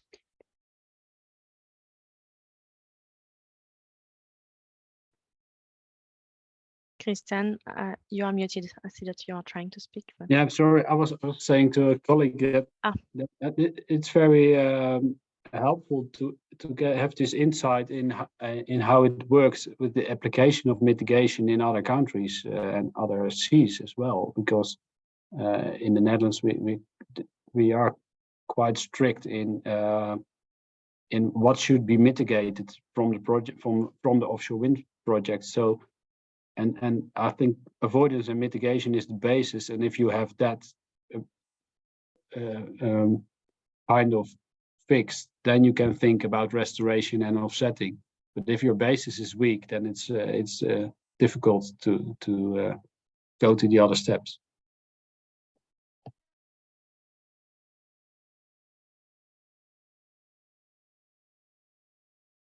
Is there any more additional question on this topic, or Tim? I'd like to get back to my former remark. Sorry for this side discussion we're getting, but I just quickly checked the action plan, and it's actually wants to have thresholds for how much seabed you can lose or damage.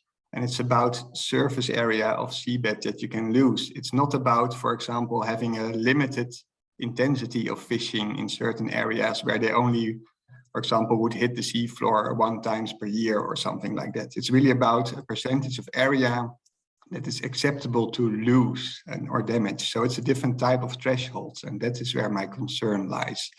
But I might be better discussing this with Niels in the chat or via direct mail, but I thought it's good to respond to it quickly.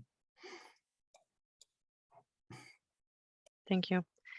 Yeah, I think it's a good idea if you can follow on this very interesting discussion bilaterally, and I think that will be a lot of things, with this new action plan actually to follow up as a group of NGOs also in the next months. Maybe if there is no additional question on this 2 presentation that we just had, I will propose to go to the next one. We are just on time. And I give the floor immediately to Tris Allinson, a senior conservation scientist at BirdLife International. If you want to take the floor, please. Thank you. Yeah, hi there. Thank you, and nice to meet everyone. It's nice to have this opportunity to speak with you all. So hopefully you can see my presentation on the screen now. As I just said, I'm Tris Allinson. I'm a senior conservation scientist at BirdLife International, based in Cambridge in the UK, and I lead our sort of global science work on reconciling energy infrastructure with bird conservation. I'm not going to say anything today about the impacts on birds of offshore wind. That was well covered by Daniel and Renate. I'm not going to say a great deal about even the sort of rationale for having sensitivity mapping, beyond saying that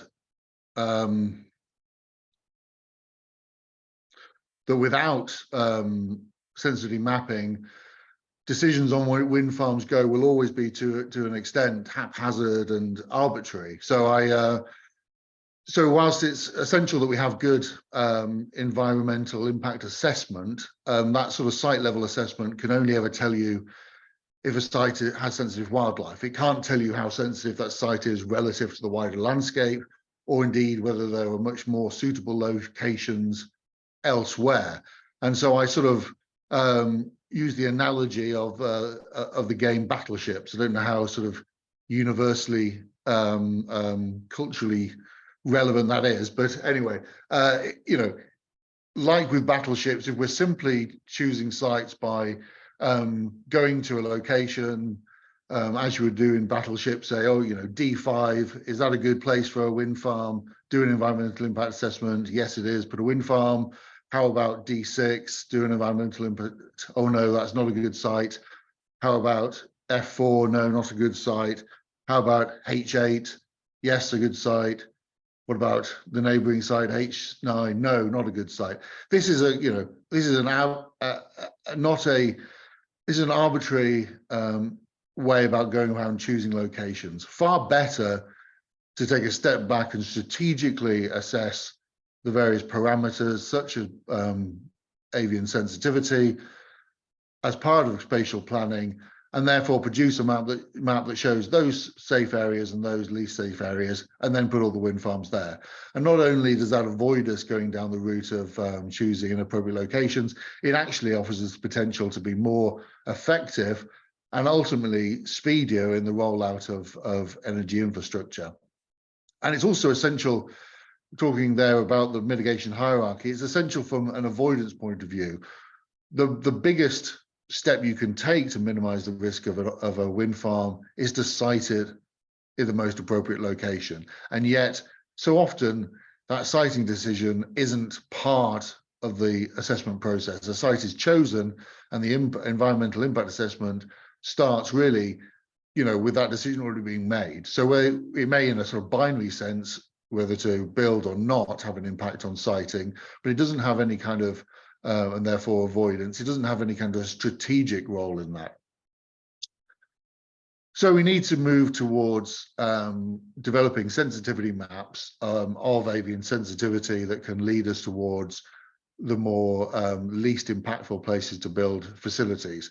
And sensitivity mapping is a technique that was begun by BirdLife and its partners. The Royal Society of Protection of Birds developed some of the first sensitivity maps for onshore wind, and there many more have been developed around the world, many by BirdLife partners and by BirdLife itself. We ourselves last year launched a tool called Avistap, the avian sensitivity tool for energy planning, which is an online tool that presents sensitivity maps in relation to a range of energy infrastructures on and offshore wind, solar, photovoltaic infrastructure, as well as power lines. That tool was launched for four countries in Asia: India, Nepal, Thailand, and Vietnam. We're now expanding it to additional countries, and the intention is to keep expanding that globally around the world. I'll talk about the method that we used for the offshore sensitivity assessment next. We're also using those methods as a basis for some analysis we're doing, working with our European partners in Italy and Poland, developing on and offshore sensitivity maps. Just to see what Avistap looks like, but I hope at the end of this, if I have time, to actually show you the tool directly, and we'll go through how the tool works. Also to say, you know, please take a look at the tool, avistap.birdlife.org, and also there is a technical manual on the website which has this methodology in much more detail than I'll be giving today. Generally, our methodology and the methodology used for most sensitivity mapping approaches is threefold. The first step is to come up with a species sensitivity index. Then we, for those species, we combine the distributions of those sensitive species to produce a species sensitivity map, to which we combine other features, conservation designations like marine protected areas, IBAs, and other marine features of ecological importance, seagrasses, coral reefs, etc., to come up with a final map. So that first step, the species sensitivity index, this is a value that captures the likelihood of impact on the species conservation. We've based ours on Certain et al., which in itself is sort of the latest in a long line of iterations of ways of doing sensitivity mapping, which all date back to the seminal publication by Garth and Hoopop in 2004. The main impacts we're assessing for marine are collision and displacement. One of the advantages of Certain et al. As a method is it differentiates between primary and aggravation factors. So Primary factors are species characteristics that directly control the vulnerability, whilst aggravation factors are those that can increase the vulnerability of all that already exists. So there is first a sensitivity index of collision, which takes into account factors like percentage flight rotor sweep within the rotor sweep zone, percentage of time flying over the course of 24 hours, the amount of nocturnal flight, the species specific flight maneuverability, using the equation that you see there. And then there is also a measure of displacement based on disturbance from vehicles, disturbance from structures, and also the sort of habitat flexibility of the species, their ability to respond to disturbance from areas by moving to different food sources, etc., which we combine in the equation as such. This is some of the sort of an example of some of the measurement for the species we're including for India for collision and displacement. So how we scored those different components of collision and displacement sensitivity based on referring to the literature and where that was absent, using similar proxy groups or expert opinion. And then alongside that sort of inherent risk of collision and vulnerability, we also factor in the impact that then has. So obviously a greater impact on species that are already of conservation concern, so a higher weighting to species that are on the global red list, a greater weighting to species that have a high level of range endemism, and also a greater emphasis on those species that have higher adult survivorship, so species that are K strategists rather than R strategists, species that are long-lived, slow to reproduce, have higher adult survivorship, tend to have higher levels of impact to the population level. And so all of that is combined within two equations, one for collision, one for displacement. And that is used to produce that sensitivity index, which we do for all of the species found within the coastal areas of the countries that were in question. And then as the next step is to use that to build up a species sensitivity map. So we take the distributional ranges, BirdLife maintains a range map for all of the world's birds. We take those range maps for those seabirds, we weight them in accordance with their collision and displacement scores. So for each species, taking which of either of those scores is the highest, whether it's the collision score or the displacement score, and overlaying each of those range maps, building up a map of sensitivity. The final step then is to add in other conservation designations and marine features, which include for us important bird areas, protected areas, and other habitats of conservation importance, mangroves, corals, seagrasses. And so to our seabird sensitivity map, we add in protected areas, we included colonies of seabirds. So we looked at all of the seabirds at each colony that we identified and what their known foraging radius from the colony was. We buffered the colony by the radius of each of those species, setting the furthest limit being the foraging radius of the species that have the largest foraging radius from the colony. We then included other features, I say, like seagrasses and coral reefs, so that all of those species are integrated and given a sensitivity score as well. And then just sort of finally, to give some sort of caveats and final thoughts on this, unlike on land, it's not based on actual observed impacts of collision and displacement. It's based on assuming those parameters and building them in. It's fair to say there's a lot less data exists to help refine species distributions at sea. There's very little observational data. It's difficult to build distribution models. It's difficult to factor in abundance. IBAs and protected area designations are far less complete within the marine realm. Land bird migration and movement across the sea is very difficult to assess, and it typically goes unassessed in such maps. And as I say, these maps are about assessing collision and displacement risk to birds, but they don't address those physical changes to the seabed, to ocean dynamics, to sediment transport, or to those ecological changes to food webs and communities, which may ultimately be more significant for bird communities than simple collision and displacement. So thank you very much for that. I hope maybe just I have a couple of minutes, if I may, just to now show you the actual tool itself. So hopefully you're now looking at the home page of Avistep. This is where you get to. You go to avistep.birdlife.org. When you zoom in on the tool, it zooms in, as I say, on the region of the world that we've covered in our first iteration. But we are now working on a next tranche of species with the intention of making the tool global in coverage over the coming years. You can select a country that you're interested in and choose between onshore wind, offshore wind, solar and power lines, but we're obviously interested in the offshore winds. And you can see we have a map of offshore. You can see immediately what area and percentage of the offshore region. We've gone to 200 kilometers offshore in anticipation of the floating technologies. And you can see what area and percentage fall within 4 categories, from low, moderate, high, and very high. Because many of these areas won't actually be technically suitable for wind,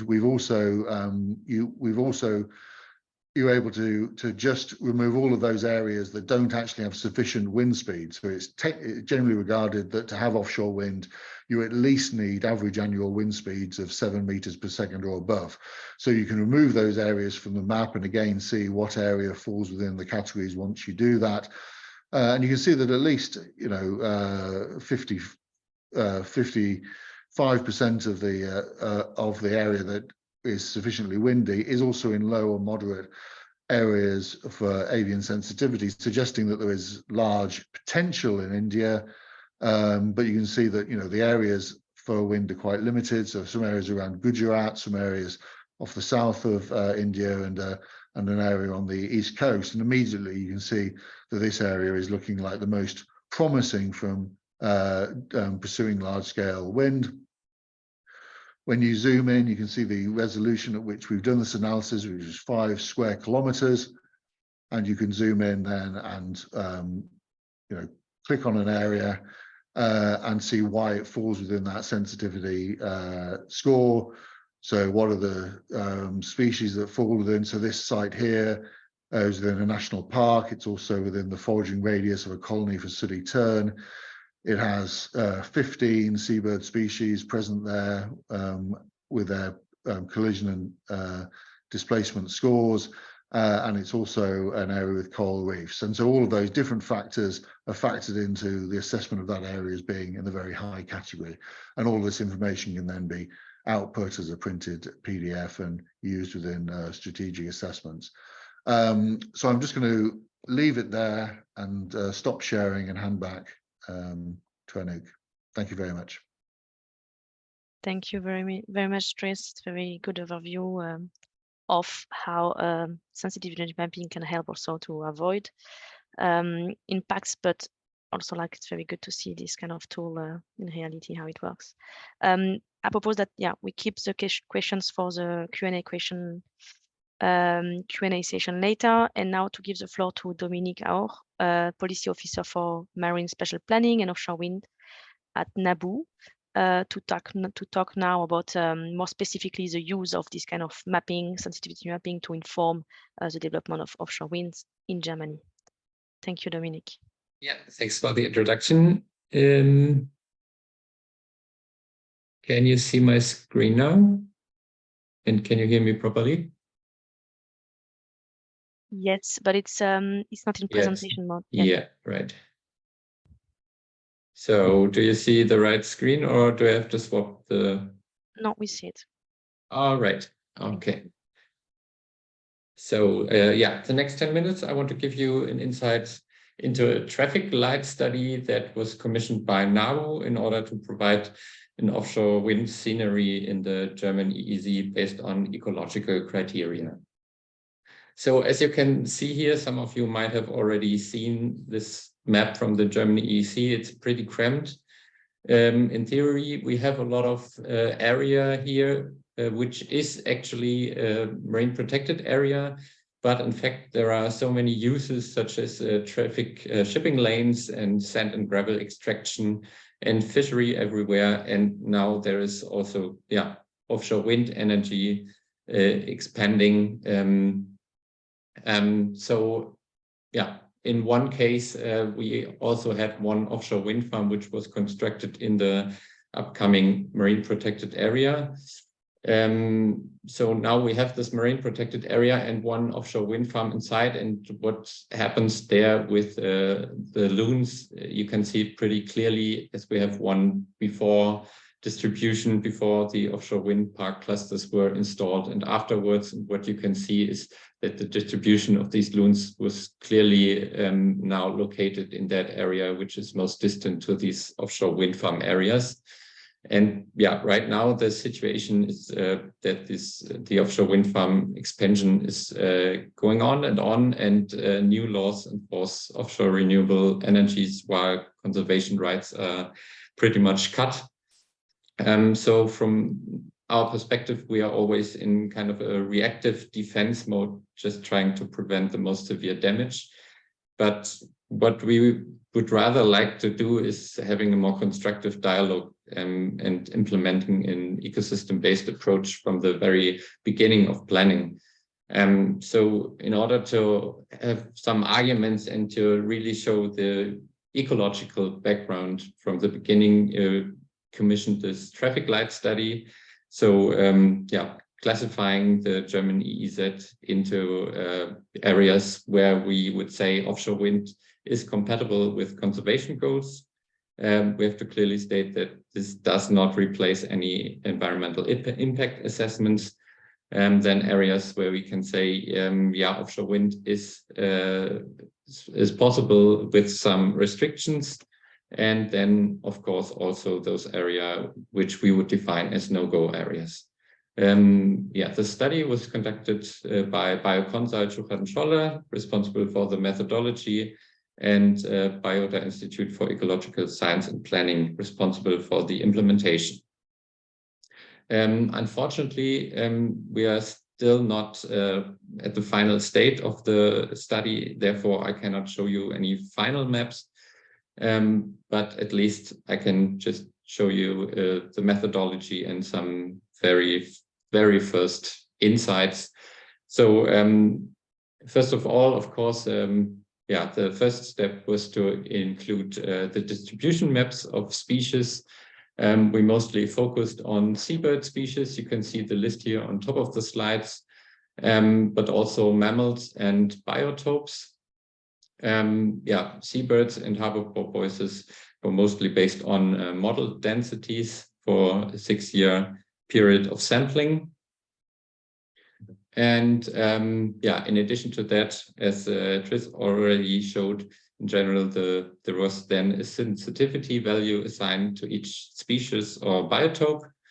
Then we also included certain area functions, such as breeding in nursery areas for harbor porpoises, molting and feeding areas for seabirds during the breeding season, and also for birds, then migration corridors, which could only be defined that specifically for the Baltic Sea region.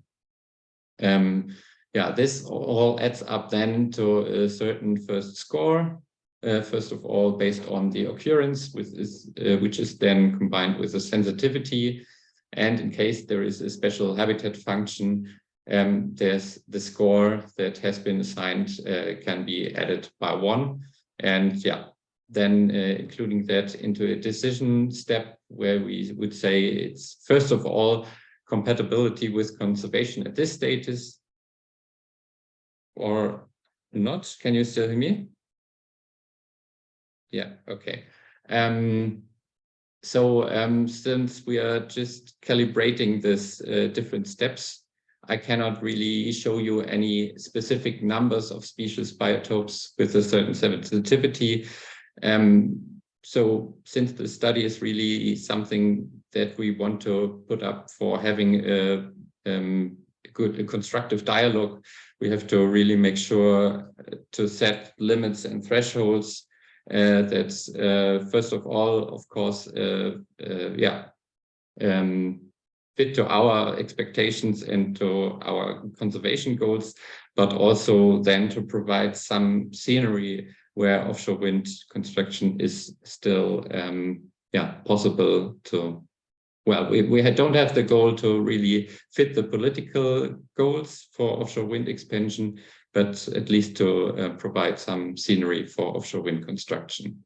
So after these 4 steps, there is then the first decision saying that either this area is then rated as green or as not green. And these not green areas that we can see here on the right-hand side, where there are potentially some substantial conservation conflicts, they can then be later on defined as either yellow or red.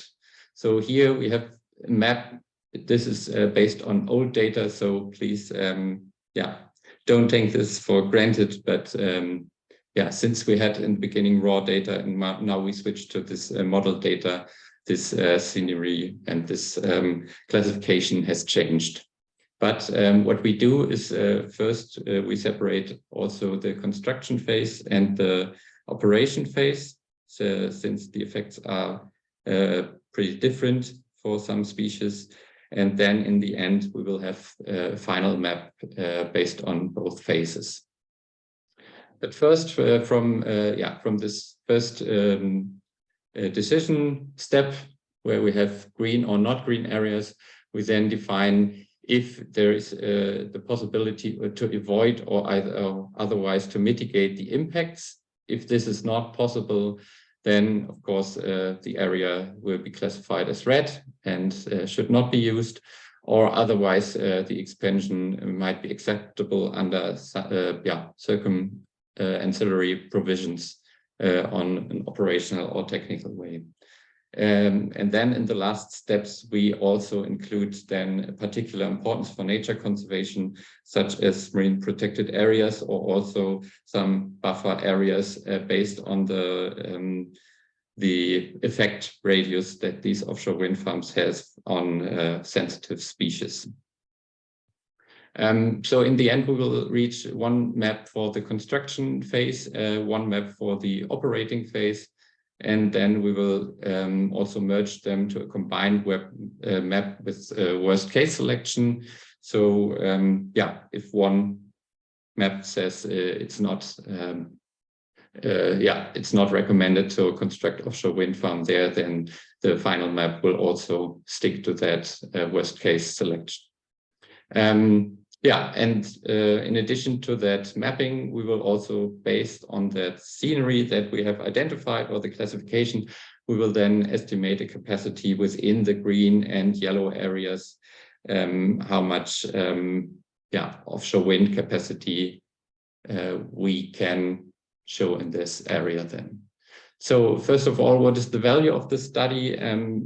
First thing, of course, is the planning level. So to provide a database background for a constructive discussion concerning the spatial development plans, and also to affect the next MSP evaluation process in Germany. And on a political level, we of course also want to emphasize the need for a true ecosystem-based approach, which is not really happening from our viewpoint in Germany. And then transnational solution also for energy transitions, which might be necessary when seeing that the scenery is not sufficient for really providing enough space for offshore wind construction. And the need to promote environmental impact assessments, especially in those areas where we do not have green classification or green coloring. And last but not least, also creating a template for potential basin-wide applications for these kinds of mappings. yeah, that's it from my side, and I'm happy to take questions. Thank you very much, Dominik. So, yeah, the floor is open to questions for Tris and Dominik.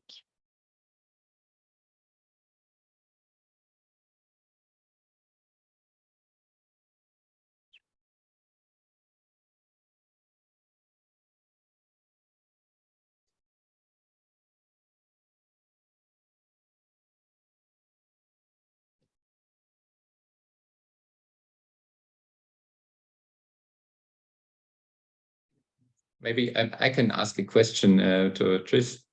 So you had this the list of species that were included when you ticked one certain area. So how did you say this species is occurring there or is not occurring there? Was there a certain threshold that you picked, or is it, how is the data? Yeah, what is the data based on? Yeah, their presence or absence was based purely on the BirdLife range map. So we have a range map of all of the species. We included all of the pelagic and coastal species in the analysis and overlaid all of them. And that is a weakness, you know, doing it of the offshore map we produced compared to the onshore. So for onshore, not only do we have a range map, but we also are able to kind of then model within that suitable habitat, elevation range, to quite a fine scale, and then use observational data to refine that. So we're actually building a model of distribution that's a lot more accurate. And that's one of the things that is difficult to do offshore, where there isn't that, there very rarely is that kind of data. So so that is that's definitely one of the challenges with doing sensitivity mapping offshore as opposed to onshore. I really like the tool. Thank you. Daniel? Yeah, thank you. It's a question to Tris. It's about sensitivity maps in kind of data rich areas and data poor areas. I mean, do you have, has this been compared, and do you have any idea about how the maps that you can develop for data rich and data poor areas, how they compare? You know, are they more or less similar in terms of the areas that they identify as being unsuitable for, or more suitable for offshore wind development? Yeah, I mean, I listed a whole load of caveats there about all of the the problems with developing maps and all the things that are absent. And we were developing those in, you know, really, you know, so our offshore maps are the hardest ones to do. And we were doing these in countries with very, very poor data. So, you know, in Vietnam and Thailand and India, there is very little offshore data.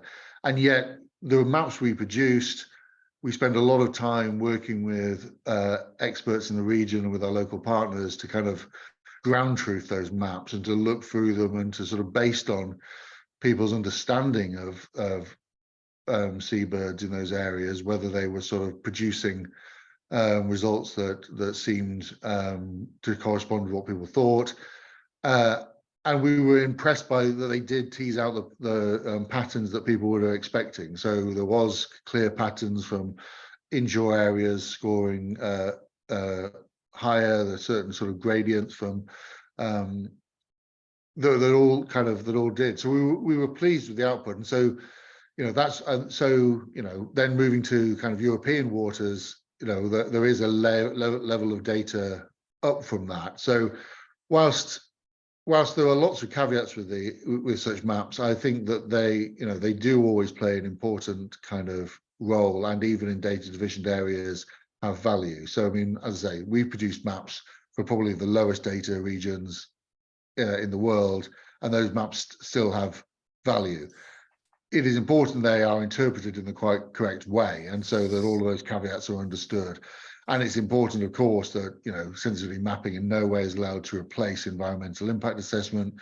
It's not seen as a shortcut, which is an issue that is increasingly happening, that people are thinking that we'll just quickly produce maps of go zones and no-go zones, and then we can lower the environmental standards that are expected in those go zones, not have environmental impact assessments, not have the same level of ecological scrutiny, and that's wrong. But I think that there is no way you can't produce a sensitivity map which will provide greater levels to inform the situation than without having that map. Thank you, Chris. David. Thanks, Anouk. Thanks, guys, for these presentations. I have a question about one of the difficulties you highlighted, Tris, which is the migration and specifically land birds. So more and more around the world, as BirdLife, we're organising ourselves for at least for bird conservation around major flyways, major migratory routes, which of course cross national boundaries, jurisdictions, and even hemispheres. And that's of course the case for seabirds, but also the case for land birds. So how do you see our next steps on that huge challenge? So we're just starting to get the tools right for site-based conservation, for national jurisdictions, but we clearly have a big intellectual and a big conservation challenge out there, which is right across migratory routes, across jurisdictions, and across hemispheres. How do you see that area developing in the next few years? Because we need to move quickly. Yeah, and I mentioned we're now taking the techniques we developed with Avistep and applying them to 2 countries in Europe as part of a project we have, Italy and Poland. And for those countries, we're particularly keen to address the issue of land bird migration. Obviously, any kind of map of sensitivity in the Mediterranean needs to address the land birds that are passing over it. So we are using a combination of satellite tracking data, as well as just expert judgment to try and delineate those key routes. It is a lot more challenging because both the impact that offshore wind has on land birds is a lot less studied and understood. So assigning kind of how we assign sensitivity value to that is a lot more challenging. And yeah, the data on where those birds are crossing and in what numbers is a lot less easy to obtain. So it is challenging. We're also, you know, in the way that one of the things we did for the Asia maps is we identified every seabird colony, and as I say, we established every breeding seabird there, what its known foraging radii was, and buffered every colony across those Asian countries with those.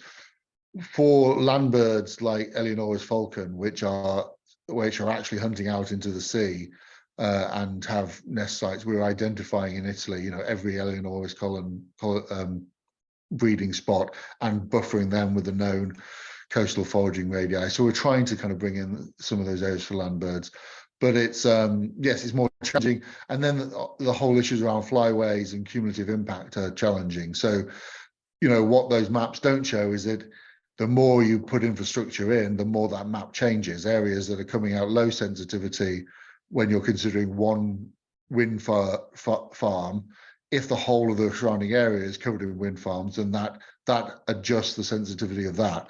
And that I think is the next kind of sort of modeling exercise beyond that, is trying, you know, at a large scale and ultimately a flyway scale, to be able to kind of model those cumulative impacts and test different scenarios. What if we, you know, how will adding wind farms here change sensitivities and move things around? So, but yeah, as you say, all of that is against the backdrop of not a lot of time to act. So there is the rub. I mean, you know, how far we want to go down, you know, the science of this, and how quicker we need to just produce, you know, quick off the cuff kind of things, which will hopefully be of some benefit to the development that's happening very speedily at present.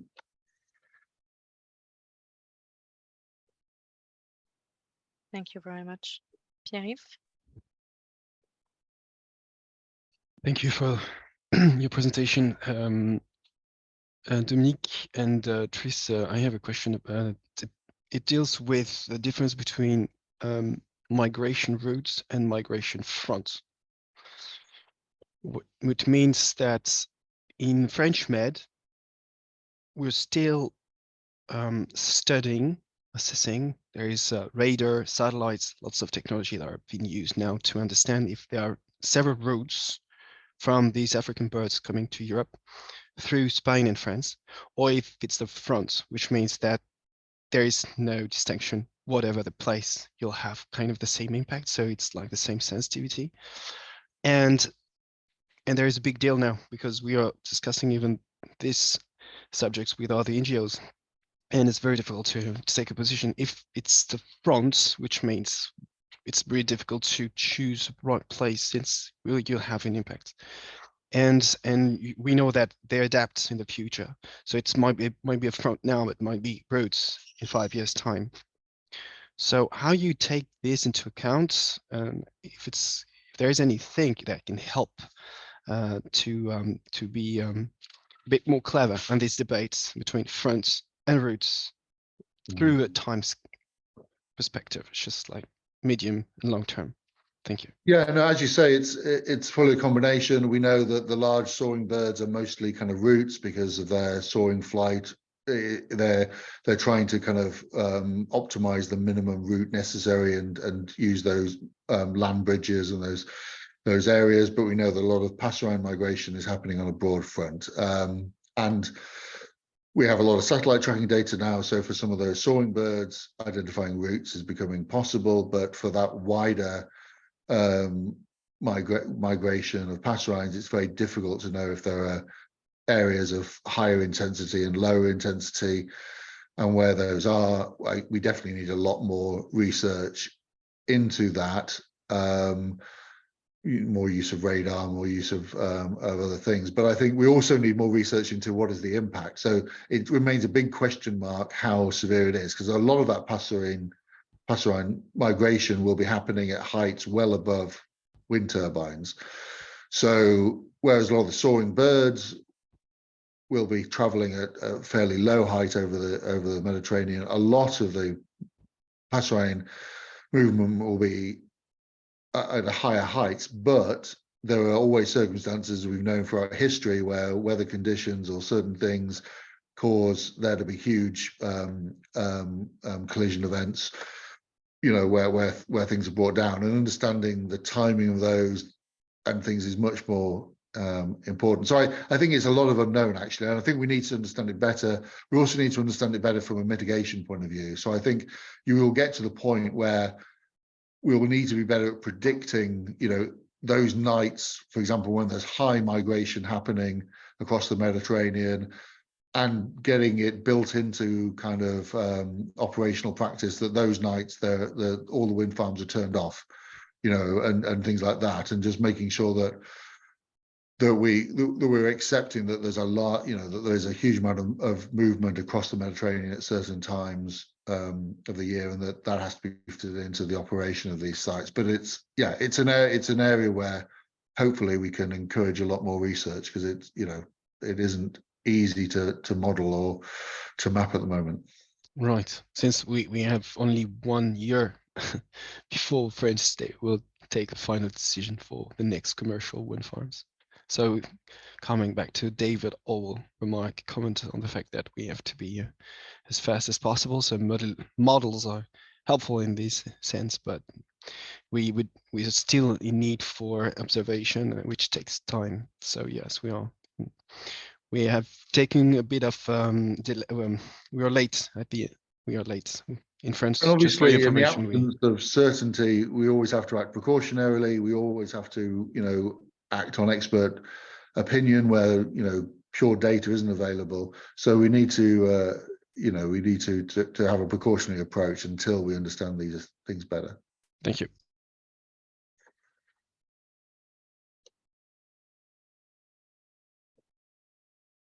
Thank you very much. I don't see other hands. I actually have two two questions also. One more technical from Tris, because I've seen on your presentation there was something that you could add on and off on the wind, let's say opportunities, or I don't know. And I wanted to know what are these data coming from, and if there are other also possibility to integrate in this kind of maps, like more energy, let's say, requirements, or like information data. And the second question is after for Dominik on a more policy perspective, to link back to what we discussed last week, because we have a lot of questions about how about what you just mentioned, the scaling up at the speed of this process, that we need to go quickly, and these sensitivity maps take some time, even if and so to what extent is it useful in a process of already, for example, in the countries where the maritime spatial planning is already set, and where the maybe go-to areas are already existing or decided. In your opinion, how can it help still to ensure good planning? Thank you.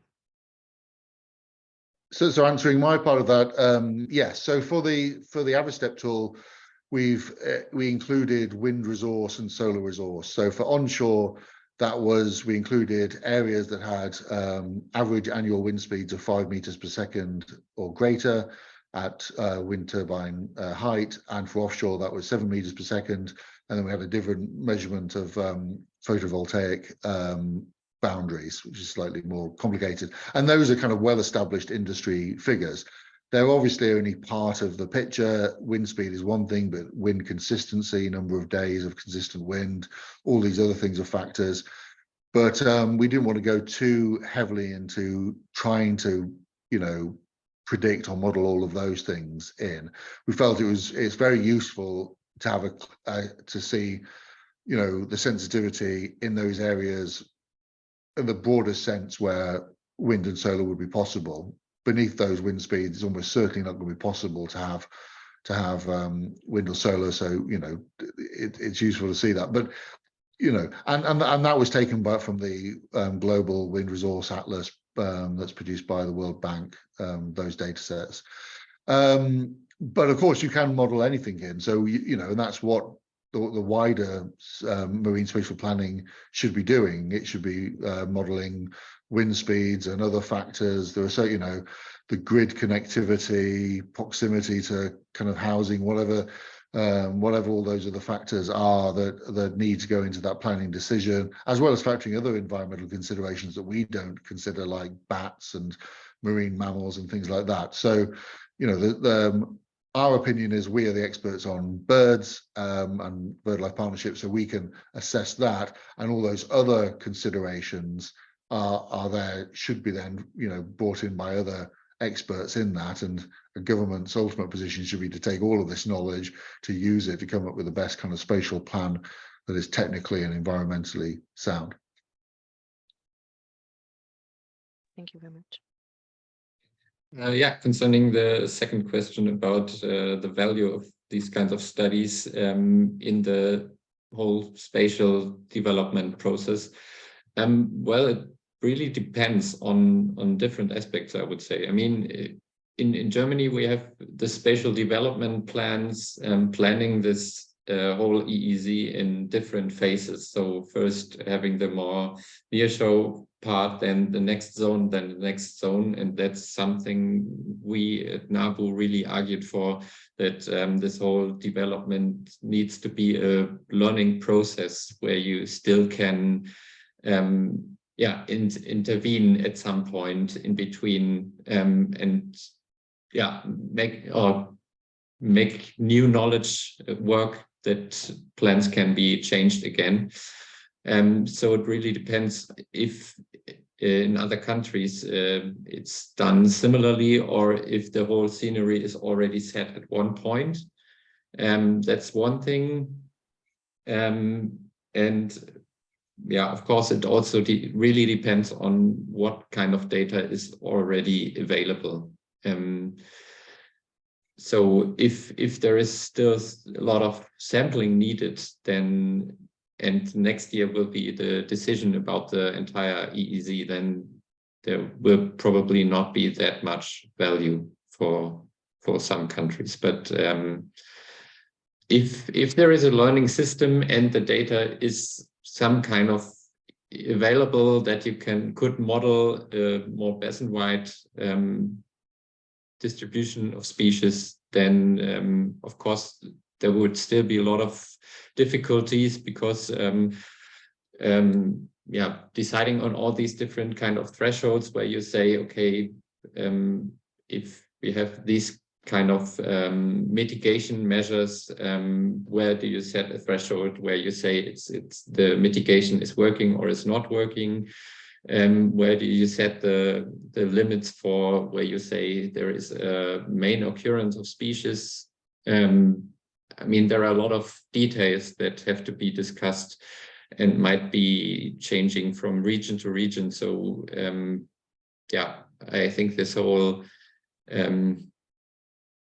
strategy plan for a basin-wide application would be relatively complicated, but if it's still coming in time for the decision of spatial development plans, I would certainly argue for that it's quite helpful. Thank you very much, Dominik. I think we are running out of time. I don't see any raised hands anyway. I've seen a comment, I mean, more like a comment of David in the chat, but I think it's good reflection. Anouk, can I just quickly mention something? Yeah, please. Just to say, the IUCN are about to start work on developing some guidance on some various aspects of renewable energy. One of those guidance documents is on cumulative impact assessment, and a second one of those guidance is on marine spatial planning. So firstly, I think, just to make people aware that those will soon be being prepared by the IUCN, but also there might be some good examples to feed into that. So I certainly like to talk to Dominik about, feeding in the German example into the marine spatial planning guidance, for example. But yeah, it just occurred to me that they might be useful things for people to be aware of. Thank you very much. And IUCN also became recently a supportive organization in the Ocean Coalition. So I think I'm sure that discussion we will also continue to have with industry TSOs and NGOs in this context. So I think it's time to wrap up very quickly. Thank you all very much. I think it was very interesting and very fruitful discussions. And I think it's just opening doors to more discussion and more collaboration altogether. If there is any question anyway coming up, please feel free to send it out. We will try to follow up. Just to say quickly that next week we will continue our webinar sessions with one session to explore in more depth the tenders and auction process, and also the benefits and limitation of non-price criteria, what was already mentioned today. But also we will have a focus on the nature inclusive design and co-uses. I hope many of you will be joining next week, and thank you so much for your participation. It was nice to see so many people today. I'm happy to see that it's of interest for more and more organizations also on this topic. Thank you so much, and see you all next week, and have a very good day. Thank you. Bye. Ciao. Bye. Thanks, everybody.